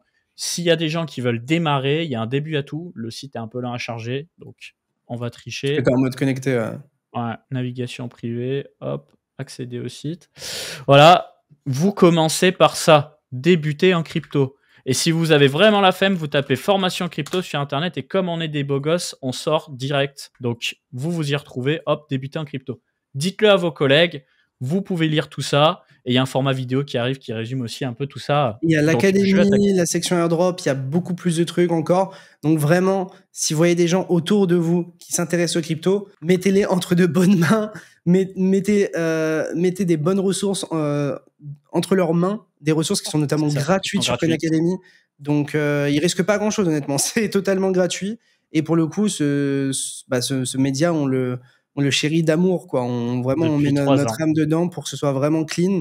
Et il y a un pote qui a montré Coin Academy à quelqu'un et il a dit attends, mais il y a tout ça et c'est gratuit. Choc barre, tu vois. Enfin, ouais. Ça fait plaisir de voir que tu vois la vision qu'on a eu de rendre tout ça accessible à tout le monde, ça paye et les gens se rendent compte. Et pour ceux qui se posent la question, comment on s'y retrouve? Moi et Picsou, déjà, tous les deux, on a des activités annexes, donc on arrive à en vivre.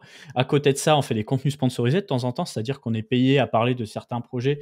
Bien entendu, fait une due diligence avant, on va pas vous parler de trucs qui ne nous parlent pas, que nous n'aimons pas et qui vont mal finir. Donc on fait le tri, soyons clairs là-dessus. Mais il reste des risques tout le temps. Tout le temps. Oui. On l'a vu même avec des projets, je vais pas les citer, mais de grosses marques de mode ou tu vois, des trucs qui te semblent vraiment ultra carrés. Même sur ça, tu peux avoir des petits soucis. Ouais. Donc vraiment, on fait notre maximum. Mais sachez qu'évoluer dans l'écosystème crypto, c'est évoluer avec du risque constant, de contrepartie avec les exchanges, de rugs, de hacks, de personnes malveillantes, etc. Donc vraiment, on fait notre mieux de ce côté-là. Et quel est notre intérêt à faire tout ça? Alors, déjà, nous, c'est notre boulot, donc on arrive à s'en sortir financièrement, il n'y a pas de souci. Mais il y a aussi un intérêt idéologique. Si je devais presser pour ma paroisse, chaque personne qui s'intéresse aux crypto-monnaies et donc qui s'intéresse au fait de posséder sa monnaie, de casser un petit peu la chaîne du pouvoir où en fait tout le monde peut participer sur un protocole, etc., la décentralisation, l'open source, etc., ça me plaît. Et puis, fuck le système bancaire, tout simplement. Il faut dire les termes aussi. Voilà. Donc, vive les cryptos. Et donc, c'est parti. On attaque par l'actualité. Donc, on commence par notre bon vieux Gary, directeur de la SEC, qui commence à nous dire « Ciao les gars, c'était vraiment un vrai plaisir de travailler avec vous, mais là, je suis cooked. » Parce que y a Trump qui va arriver au pouvoir d'ici fin janvier. Et du coup, il a dit « Moi, président, Gary, ça dégage et on va mettre quelqu'un de beaucoup plus pro-crypto à la place. » Donc ça, c'est la très très bonne nouvelle du moment en réalité. Il n'a pas encore démissionné. Il a fait un papier dans lequel on dirait que c'est un peu... Enfin, je crois que c'est sur le blog de la SEC où on dirait que c'est un peu genre une sorte d'au revoir. Enfin, en tout cas, il disait qu'il était très content d'avoir pu servir son pays, d'avoir rendu les marchés financiers américains plus sûrs, que voilà, ce qu'il avait fait, c'était bien, etc. Mais ça sonnait vraiment comme un message d'adieu.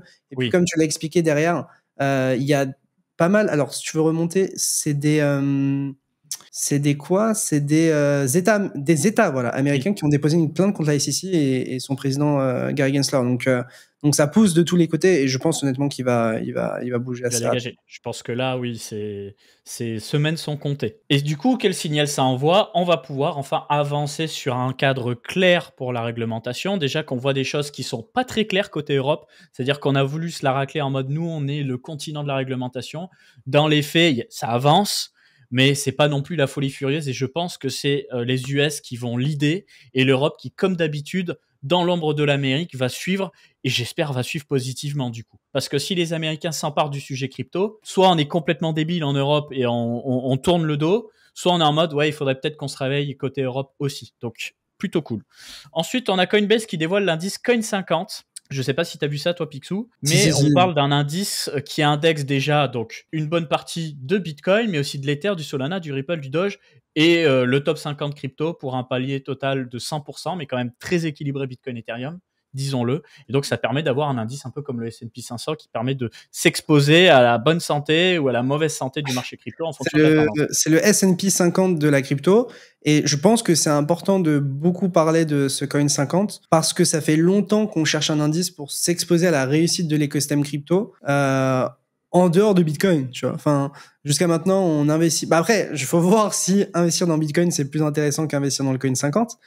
Mais là, au moins, vous êtes un peu plus diversifié. Et si jamais vous avez des choses qui pètent dans le top 50, y compris des mimes, c'est inclus. Et je pense que c'est aussi pour ça que Coinbase liste des meme coins, c'est que en fait ils ont peut-être conscience qu'il y aura de plus en plus de meme coins, notamment dans le top 50, et que en fait pour être fonctionnel et aligné sur ce qui se passe dans le marché, ils doivent les proposer. Et donc en fait, ce qui est vraiment bien avec cet indice-là, c'est que du coup vous pouvez l'acheter, mais c'est surtout que vous pouvez le trader sur les perps. Et ça c'est surtout ça l'intérêt, c'est que jusqu'à maintenant tu avais des indices qui te permettaient de spéculer sur la capitalisation du marché crypto total, ou en tout cas le top 10 des cryptos, etc. Mais souvent c'était peu liquide, donc c'est-à-dire que tu peux pas trader ça avec de la grosse size et encore moins sur les dérivés. Et de ce que je comprends, en fait sur Coinbase t'auras de la liquidité et l'effet de levier. Alors je crois que la liquidité est encore relativement faible, mais je pense que ça va augmenter. Et puis voilà, je pense qu'avec le développement de Coinbase un peu partout dans le monde, ça risque d'avoir un peu de traction. Actuellement, c'est pas disponible aux francophones, notamment aux Français, parce que Coinbase ne propose pas de produits dérivés en France. ni Binance, etc. Mais voilà, je pense qu'il y a beaucoup de choses qui risquent de bouger dans les prochaines semaines et prochains mois du côté de ces gros acteurs. Tout à fait, avec notamment la fameuse réglementation MiCA qui arrive et qui va homogénéiser un petit peu le cadre européen. Donc ça va permettre à des acteurs, par exemple français, de toucher le reste de l'Europe, ou italiens, ou allemands, ou des pays de l'Est de toucher le reste de l'Europe. Ça va être cool, je l'espère. Mais comme je vous ai dit plus tôt, MiCA manque encore de transparence sur certains sujets. Donc il peut y avoir une période de passation où en fait ça va ralentir le marché européen jusqu'à que ce soit plus clair, et ensuite ça va s'étendre d'un coup. Il y a quelqu'un dans le chat qui dit un truc intéressant. L'avantage des indices, c'est qu'ils évoluent constamment en termes de composition. Ils ne vont pas à zéro. C'est ça, en fait. En gros, il va y avoir une rotation. Ce qui rentre dans le top 50 va faire sortir d'autres. Et en fait, tu gardes toujours les meilleurs. Et c'est aussi comme ça que le S&P 500 performe. C'est que, en fait, tous ceux qui finissent par aller à zéro ou vraiment moins bien performer, bah, ils seront remplacés par ceux qui performent, en fait. Donc, et on voit que la balance se fait tous les trimestres. Ouais. Si jamais. Donc, tous les trimestres, c'est beaucoup et pas lent, beaucoup en même temps. Pour la crypto, c'est assez lent. Ouais. Mais bon, on parle de BTC Ethereum principalement, donc ouais. faire. Ensuite, donc on a FTX qui attaque Binance. Alors quand on parle d'FTX, on parle pas des anciens patrons, on parle justement des gens qui ont repris l'affaire. Pourquoi ils attaquent Binance? Pour essayer de gratter des sous, tout simplement pour les créanciers. On leur reproche notamment à Binance d'avoir acheté des jetons FTT qui n'ont aucune valeur. Alors c'est bien de le dire maintenant après coup. À l'époque, ça avait de la valeur pour à peu près tout le monde. Mais ils reprochent aussi à Binance d'avoir aggravé la chute de FTX. Petit rappel de ce qui s'est passé, on est fin 2022. On a un rapport qui sort sur le fameux média CoinDesk, qui est top 2 média monde derrière Cointelegraph, où ce rapport dit FTX et Alameda possèdent beaucoup de Solana, de FTT, de jetons de l'écosystème Solana. Tout est lié et il y a beaucoup de choses qui, au final, s'il y a un truc qui baisse, il y a tout qui baisse, ça pue des fesses. Donc, petite panique sur les marchés. Binance profite de cette panique pour essayer de leur mettre un petit coup de poing supplémentaire, probablement sans savoir tout ce qui allait se passer derrière. Donc ils disent ouais bah écoutez nous vos jetons FTT ça dégage. Donc là à ce moment-là on a la nouvelle patronne de Alameda Research qui est liée à FTX qui leur dit bah moi je rachète tes tokens à tel prix. Comme ça, on s'arrange entre nous, on vend pas sur le marché et on n'explose pas le prix du FTT. Auquel Binance répond non, nous on aime bien le marché libre, donc on va vendre directement sur les marchés, on veut pas de ton FTT bradé. Et en fait, cette suite d'événements fait que le jeton s'écrabouille et FTX commence à avoir son portfolio d'actifs global qui fond comme le sucre. Comme c'est une entreprise qui s'est beaucoup endettée, elle se retrouve à avoir des dettes qui sont supérieures à ses actifs. Et donc là, c'est le bank run. Les gens commencent à flipper, ça commence à sortir les fonds de FTX et il y a tout qui dégage. Donc, on peut factuellement dire que oui, Binance a participé à ça. Est-ce que ça a été voulu? Est-ce que ça peut être puni? Ça, c'est une autre histoire et ce sera à la justice américaine de trancher. Ensuite, donc, on a l'ex-PDG d'Alameda parce que en fait, à la base, le fonds Alameda, le fonds d'investissement lié à FTX, il était géré par un certain Sam Trabucco, sauf que lui, en août, avant le crash, il sentait potentiellement que ça allait pas, donc il s'est taillé comme un voleur, il a donné du coup son rôle à Caroline. Il faut savoir que ce Sam Trabucco n'a jamais été puni, donc on n'a pas le fond de l'histoire à son sujet, mais il a peut-être été à l'origine de la poucave. Il a peut-être été à l'origine de la poucave de ce qui se passait. Mais t'as vu ce qu'il a remboursé là? Je suis choqué. Hein. Ouais, il a remboursé 70 millions, yacht, appartement. 80 millions avec un appartement à 8,7 millions et un yacht, tu vois. Ouais. Je pense qu'il a Pookie, il a donné l'argent qu'il ne voulait pas et il a réussi à faire en sorte qu'il ne va pas être jugé. Et on ne sait pas du tout ce comme ça et plus faire 80 millions en aussi peu de temps, quoi. Bah en tout cas, avec l'argent des clients, quoi. Enfin, c'est du vol, quoi, dans tous les cas. En tout cas, on ne sait pas ce qu'il en est de ce mec. Hein. Ouais. Depuis août 2022, depuis novembre, parce qu'il a tweeté après, nous ne savons pas où il est, ce qu'il fait, quel est son cas. Je pense que pour lui, c'est vraiment le mieux. Hein. C'est inconnu au bataillon, le Kouz, maintenant. Ensuite, on a Trump qui désigne Elon Musk à son nouveau gouvernement pour justement une nouvelle entité qui s'appelle Department of Government Efficiency. D'ailleurs, pour si vous voulez suivre ce département, c'est x.com/doge. Voilà. Quel est le but de cette branche du gouvernement? Eh bien, charcuter la bureaucratie et simplifier les lois, les codes du commerce, ce genre de choses, parce que on le sait, il y a un empilement de lois dans tout l'Occident, toujours plus de lois, toujours plus de complexité. Ça devient très problématique, surtout pour les gens qui ne peuvent pas forcément se permettre de payer une expertise pour comprendre ces lois. On le connaît en France, par exemple.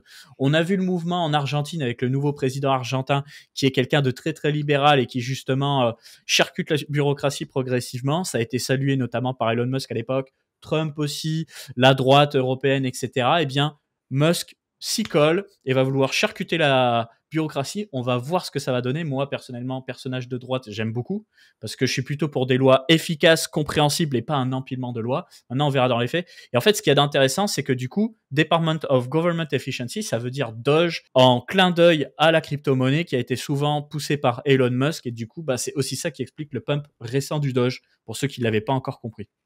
C'est surtout que tu as Elon Musk au gouvernement, quoi. Donc, pour un pro-Doge, ça donne pas mal de moyens pour faire des bêtises. Et puis, ça rend Doge unique parce que tu n'as aucune autre crypto comme ça. Ouais. Et surtout, à la rigueur, l'autre crypto, c'est Bitcoin, quoi. Et surtout, pour la parenthèse politique, on se retrouve du coup avec un gouvernement qui va plus faire des affaires avec le secteur privé. Donc, ça va déplaire aux socialistes, ça va plaire aux libéraux et ça va donner des idées potentiellement à l'Occident du côté européen aussi. J'ai vu un truc, je sais pas du tout si c'est vrai, peut-être que c'est fake et tout. J'ai vu des comptes un peu pro-Trump dire que Trump voulait supprimer les plus-values réalisées par les particuliers sur des cryptos créés aux États-Unis. Ok. Du coup, en fait, je sais pas à quel point c'est vrai ou c'est une propagande pro-Trump alors qu'il y a rien ou que c'est pas du tout prévu. Mais quelque chose comme ça m'étonnerait pas parce qu'en fait, c'est le meilleur moyen que en fait tout le monde lance ses cryptos depuis les États-Unis et de récupérer tous les cerveaux. Un peu comme ce qu'ils ont fait avec Internet, avec les GAFAM, etc. Je pense qu'ils vont vouloir tout rapatrier chez eux. Et vu que Trump a l'air vraiment très patriote, très nationaliste, etc., je me demande si, tu vois, ça peut pas être quelque chose d'envisageable. En tout cas, qu'il incite beaucoup plus les pro-crypto à venir aux États-Unis, tout comme Nayib Bukele l'a fait au Salvador pour amener les gens aussi qui sont pro-crypto. Donc, je pense qu'ils se rendent compte qu'au-delà de l'argent, c'est aussi des cerveaux que tu peux avoir dans ton pays, plutôt que de les retrouver dans d'autres pays, tout simplement, quoi. Parce qu'il y a beaucoup d'Américains qui ne vivent plus du tout aux États-Unis parce que juste travailler aux États-Unis et faire de la crypto, c'est dangereux, quoi. Enfin, on l'a vu avec les Portugais, etc. Ouais. Excusez-moi, je m'étais muté pour tousser. Du coup, j'enchaîne. On a le FBI qui a perquisitionné le PDG de Polymarket. Contrairement à ce qu'on pourrait penser via le titre, on pourrait se dire c'est juste après les élections. Mais en réalité, c'est par rapport à des histoires datant de 2022. On leur dit, vous avez permis à des utilisateurs américains d'accéder à la plateforme alors que ce n'était pas en accord avec la CFTC, régulateur américain. Auquel le CEO a répondu publiquement, ça sent quand même le coup de pression politique parce que Trump n'est pas encore au pouvoir. Après, en soi, est-ce que c'est pas un peu genre des paris sportifs, enfin pas des paris sportifs, mais ça tombe sous la même juridiction peut-être, et du coup de ce fait-là, est-ce que c'est pas, tu dois pas avoir une licence comme un casino, etc. Et en fait, c'est ce que l'ANJ en France demande de mémoire. Je pense même pas que c'est l'AMF, je crois, c'est l'ANJ, l'Autorité nationale des jeux, qui dit en fait ça c'est du jeu d'argent, frérot. Tu dois être enregistré comme tout le monde et tu dois payer tes impôts globalement. C'est l'idée. Et du coup, tu es surveillé parce que tous les sites de paris sportifs, etc., ils sont scrutés en temps réel, ils ont des flux en temps réel qui sont envoyés à l'ANJ, à l'autorité, tout comme l'AMF qui récupère des flux aussi, je suppose, en temps réel de tous les acteurs enregistrés, type banque, broker, exchange crypto maintenant. Donc, à la fois, je comprends l'aspect philosophique de, en fait, dès qu'il y a une innovation, on essaie de la tourpiller, quoi, enfin de la fumer. Et puis en même temps, il y a des lois qui sont en place, tu vois. Je pense notamment du côté de la France parce que je connais mieux la France, mais là, c'est plutôt pour mettre petit coup de pression, les avoir dans le viseur, mais au final, ça ira probablement nulle part. Mais ça envoie un signal quand même. De toute façon, avec Trump à l'administration, je pense qu'il se passera rien parce que je pense que Polymarket, ça a plutôt fait une pub à Trump qu'autre chose, quoi. En tout cas, si vous nous écoutez en direct sur Twitch, n'hésitez pas à vous abonner parce que je pense qu'il y a plein de gens qui ne sont pas encore abonnés et à Capet à Picsou. À follow, ouais. Et pour ceux qui nous écoutent, oui, nous suivre, c'est vrai que c'est s'abonner, ça peut être comme payant. Je parlais du suivre gratuitement. Et pour ceux qui nous écoutent sur YouTube, pensez à laisser un petit commentaire. On les lit tous. Si vous avez envie qu'on traite des sujets particuliers, si vous avez des questions tout simplement, sachez que les commentaires, ça nous pousse vachement dans l'algo et c'est un moyen très, très, très, très puissant de soutenir le média Coin Academy. J'enchaîne. Ensuite, donc NIR Protocol vers le plus grand modèle d'IA open source, très court. Il faut savoir que les fondateurs de la blockchain NIR Protocol sont des cracks en intelligence artificielle. Ils ont beaucoup de renom dans ce secteur d'activité. Et depuis très longtemps, ils ont des projets IA liés à NIR. Et donc là, un des projets, en l'occurrence, ce serait de faire un modèle d'IA open source, un petit peu comme le modèle Llama 3.1 de Meta ou le modèle Mistral de l'entreprise française. Mais là, encore plus grandeur nature. Donc on parle de 1400 milliards de paramètres, je sais même pas ce que ça veut dire. Enfin, je sais pas si c'est vraiment pertinent puisqu'il peut y avoir la qualité des paramètres, et surpassant 3 fois et demi le modèle Llama de Meta, le nouveau modèle qui est sorti récemment, le 3.1. Quand est-ce que ça sort? Je ne sais pas, en tout cas ça a été annoncé, et puis ils nous ont bien gavé le cerveau depuis un moment là-dessus. On sait aussi qu'il y a beaucoup de projets IA qui vont build en surcouche de Nier, donc au-delà d'une simple narrative, il y a des choses qui vont se faire, ça pourrait devenir un pseudo concurrent de l'ASI, Alliance ou même de BitTensor. Et maintenant, j'attends de voir. Mais ce que je trouve intéressant là-dedans, c'est qu'on parle souvent de Sui Aptos, Solana et tout. Mais quand tu vas sur Chainspect ou même l'explorateur de Nier, eh bien, quand tu regardes en real-time TPS, en réalité, eh ben Nier s'en sort pas mal avec une bonne centaine de transactions par seconde. Est-ce que c'est des bots ou des gens qui utilisent le tooling? J'en sais rien, mais en tout cas, c'est une blockchain qui est connue pour être performante, qui peut servir à de la data availability. Donc, peut-être ne pas fade Nier à vouloir trop regarder Aptos et compagnie, alors que Nier a une FDV qui est quand même inférieure. Nier, en soi, c'est le projet IA par excellence parce que c'est à la fois l'infra et à la fois les services, en fait. En fait, pour moi, Nier, c'est imagine Solana, mais que pour l'IA, d'une certaine manière. Ouais. Et pour de l'abstraction chain aussi. Et du coup, c'est ça qu'ils veulent faire, c'est avoir l'infrastructure parfaite pour faire de l'IA décentralisée. Et des agents IA. Et leur fondateur, pour ceux que ça intéresse, il y a une interview sur ma chaîne YouTube où j'ai fait une interview de Ilya, le founder, qui a participé aux Transformers Papers mémoire, qui font partie des papiers qui ont permis des innovations et qui nous ont permis d'arriver à ChatGPT et au LLM qu'on connaît aujourd'hui.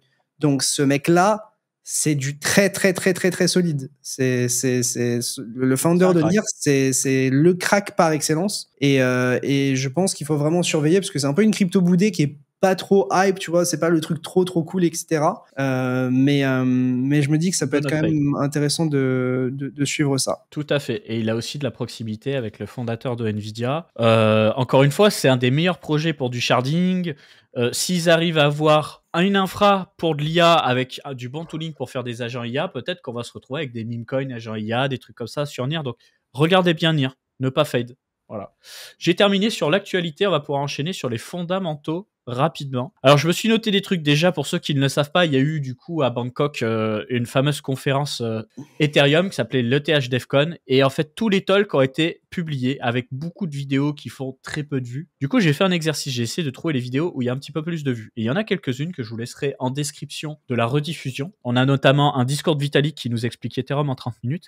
On a un discours sur les Layer 2, un discours sur la décentralisation des Layer 2, mais on a aussi une keynote sur ce qu'ils appellent la Beam Chain. Donc laissez-moi vous expliquer. En fait, Ethereum a fait une grosse annonce pendant cette conférence, ce qu'on appelait Ethereum 2.0 pour rigoler sur le réseau social, Twitter, mais en réalité, c'est une feuille de route à horizon 2029 et plus pour nous expliquer dans quelle direction va Ethereum. Donc déjà, sur le court terme, on voudrait un block time beaucoup plus court. Actuellement, on a un bloc toutes les 12 secondes, on aimerait passer progressivement à 4, avec une finalité de 12 secondes, ça ferait 3 blocs de 4 secondes égale 12 secondes de finalité. C'est pas du niveau de Solana, mais encore une fois, on le sait, on n'est pas du tout sur le même niveau de décentralisation non plus. On aimerait avoir la technologie ZK, donc l'épreuve de validité directement, nativement sur le Layer 1 Ethereum, s'adapter à la résistance quantique pour éviter de se faire bousiller par des attaques quantiques quand les ordinateurs quantiques vont popper, parce que c'est une question d'année maintenant, on le sait. Il y a plein d'autres choses. Il est aussi question de scaling du Layer 1 Ethereum où on multiplierait par 10, voire par 100, les performances du Layer 1 en y intégrant potentiellement des roll-ups natifs et toutes sortes d'autres choses. Donc, je vais passer plus de temps sur les conférences pour comprendre de quoi il s'agit.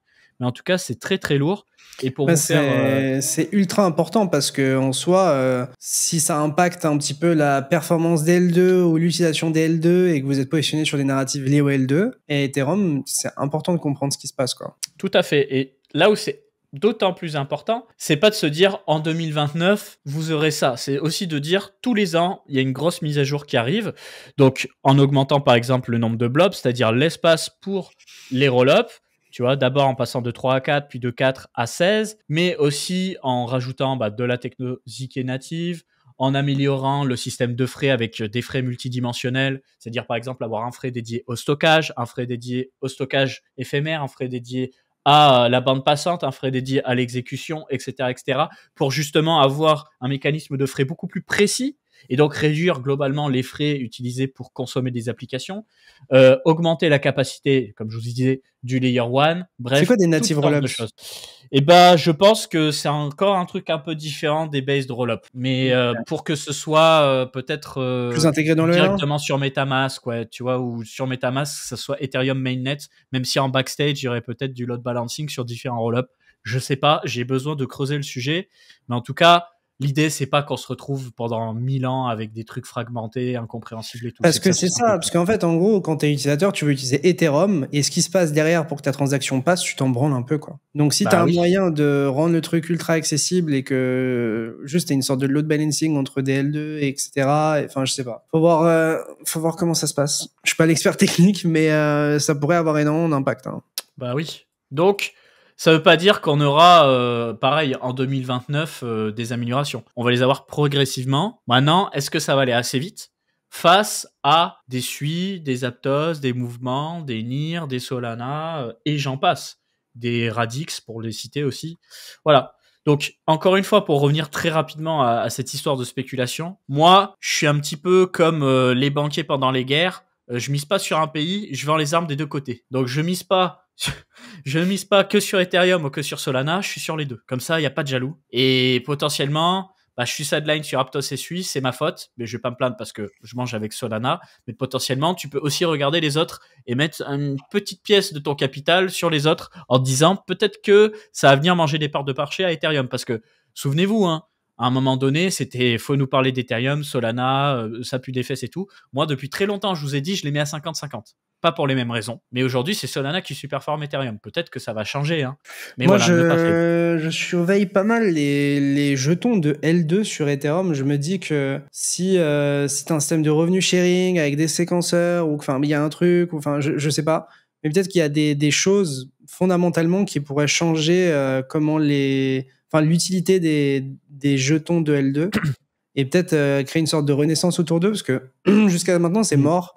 Plus personne parle genre du token OPI, du token ARB, du token... Enfin, tout ça parce que globalement, ils ont tous sous-performé parce que maintenant, Base a pris le lead, il n'a pas de token, ce qui est le plus fou. Donc, je me demande s'il n'y aura pas un truc à jouer sur ça. Fondamentalement, je peux pas trop raisonner dans le sens où j'ai pas toutes les cartes en main. Faudrait que je regarde les vidéos et que tu me dises aussi. Mais, oui, je te dirai. Mais ouais.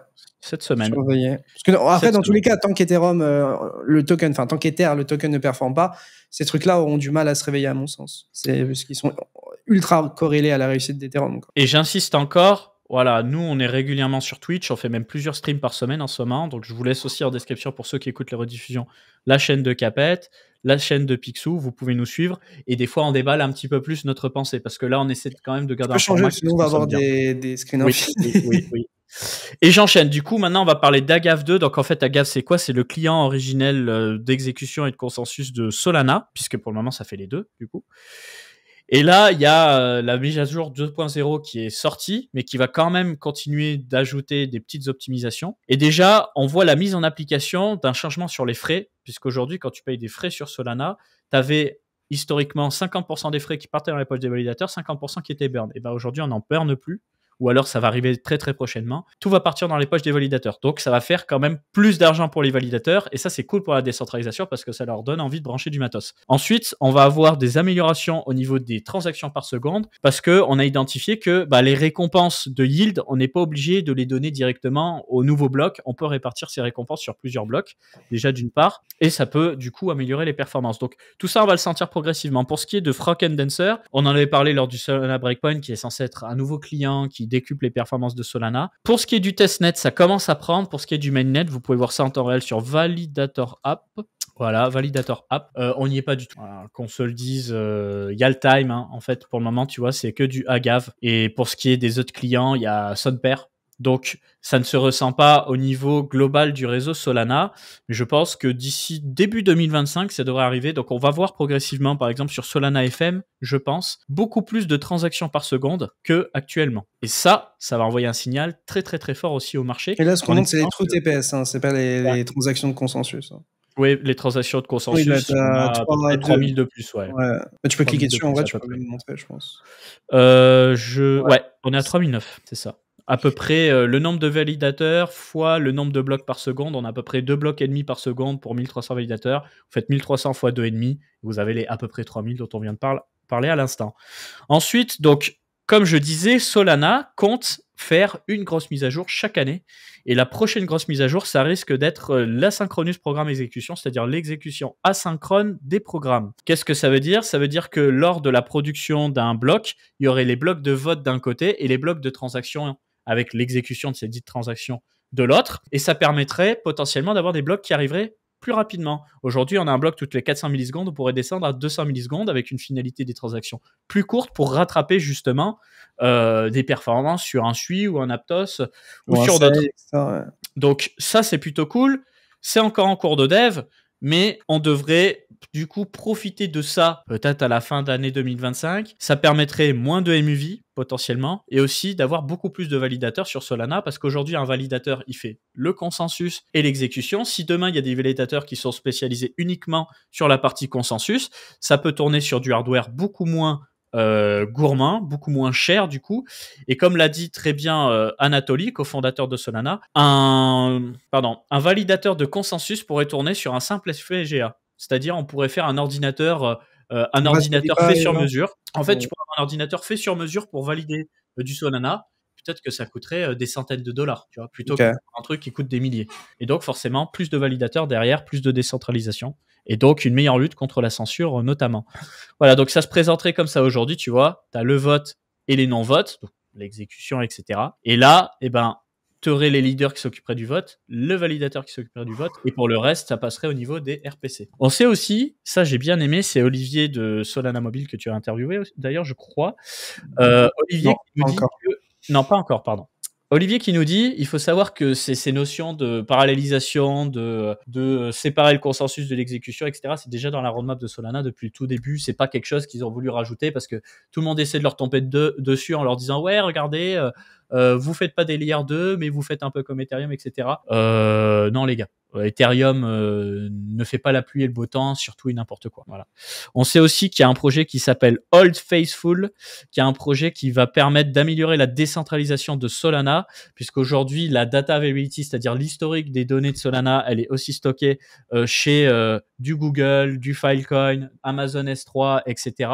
Et bien là, l'idée, ce serait un petit peu comme le data availability sampling de Celestia, si je comprends bien, permettre à des gens de stocker peut-être pas toute la blockchain, mais une bonne partie, en stockant chez différents acteurs différents morceaux de la blockchain, comme ça de manière probabiliste. Je sais pas si vous me suivez. Tout le monde a son morceau de Solana et on peut reconstituer l'intégralité de la... BitTorrent en fait. Dans l'idée, c'est un peu ça. Et du coup, là aussi, on s'assure que les données sont conformes. Et on arrête les... C'est pas décentralisé, Solana, c'est pas sécurisé, etc. Encore une fois, je vous le dis, tous les problèmes sont en train d'être résolus petit à petit. Donc, il y a encore beaucoup de travaux à faire par rapport à Ethereum, etc. Mais ne fadez pas Solana. C'est le conseil que je vous donne.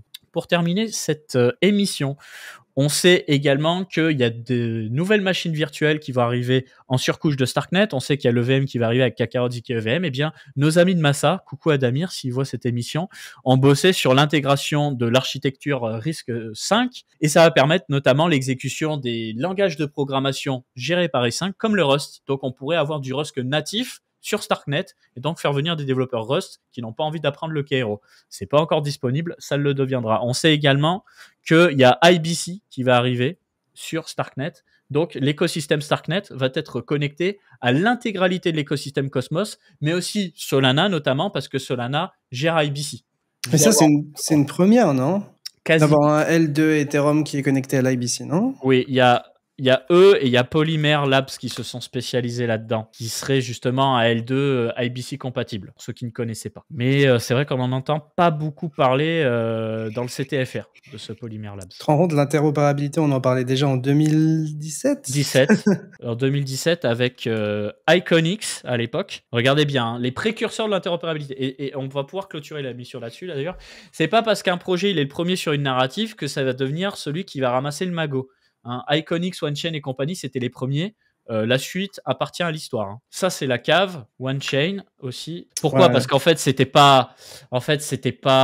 Techniquement, c'était pas au point. L'idée, elle était là, mais l'exécution, elle était pas là. Donc là, je vous sors des dinosaures de 2017. On en avait un troisième, je me souviens plus du nom. Tout ça, c'est parti à la cave. Et même ceux de la deuxième génération, Cosmos et Polkadot, on peut pas dire que les performances soient forcément en rendez-vous. Polkadot est toujours dans le top parce qu'ils sont arrivés avec une capitalisation beaucoup trop élevée. Mais ça sous-performe tout le monde depuis très très longtemps. Regardez, voilà. Donc faites attention, le premier n'est pas forcément celui qui va ramasser le magot. Oula, j'en perds les mots. En tout cas, j'espère que cette émission vous aura plu, les gars. Je sais pas depuis combien de temps on est en live, mais ça fait un bon petit moment maintenant. 2 heures, donc ça fait une bonne émission. On se retrouve très vite pour de nouveaux contenus sur Coin Academy sur nos chaînes respectives. Merci Picsou, en tout cas pour cette émission aussi. Merci, c'était très très cool. On a été tellement nombreux, c'est une folie. Je pense qu'on aura traité beaucoup de choses, de la news, du fonda, enfin plein de choses. Donc voilà les potes, j'espère que vous aurez vraiment kiffé. Si vous voulez soutenir Coin Academy, n'hésitez pas à vous abonner à la chaîne YouTube et à parler du compte Twitter et Insta, notamment à tous vos proches qui s'intéressent à la crypto. Vraiment, on essaye de tout mettre en place pour aider les gens à arriver dans cet écosystème, leur donner des bonnes ressources pour commencer avec quelque chose de vraiment solide qu'on n'avait pas réellement en 2017-2018, ce qu'on avait partiellement en 2020-2021. Donc voilà, on essaie de tout mettre en place pour ça. Merci encore une fois pour votre confiance, les potes. Enfin voilà, moi c'est un bonheur. Ça me régale. Ça fait juste plaisir en fait d'avoir bossé tout ce bear market, d'avoir tout fait propre, d'avoir tout mis en place du côté du média, etc. pour que aujourd'hui, quand les cryptos réintéressent des gens, bah en fait ils nous trouvent nous. Et j'espère que voilà, on ait des bonnes sources d'informations et qu'on aide encore une fois les gens à comprendre cet écosystème. Voilà, des bisous les potes, c'était très cool. Merci Capet. Laissez un petit commentaire, vous dites vive Coin Academy si vous étiez là jusqu'à la fin, on regardera tout ça. Et à très vite. Ciao tout le monde.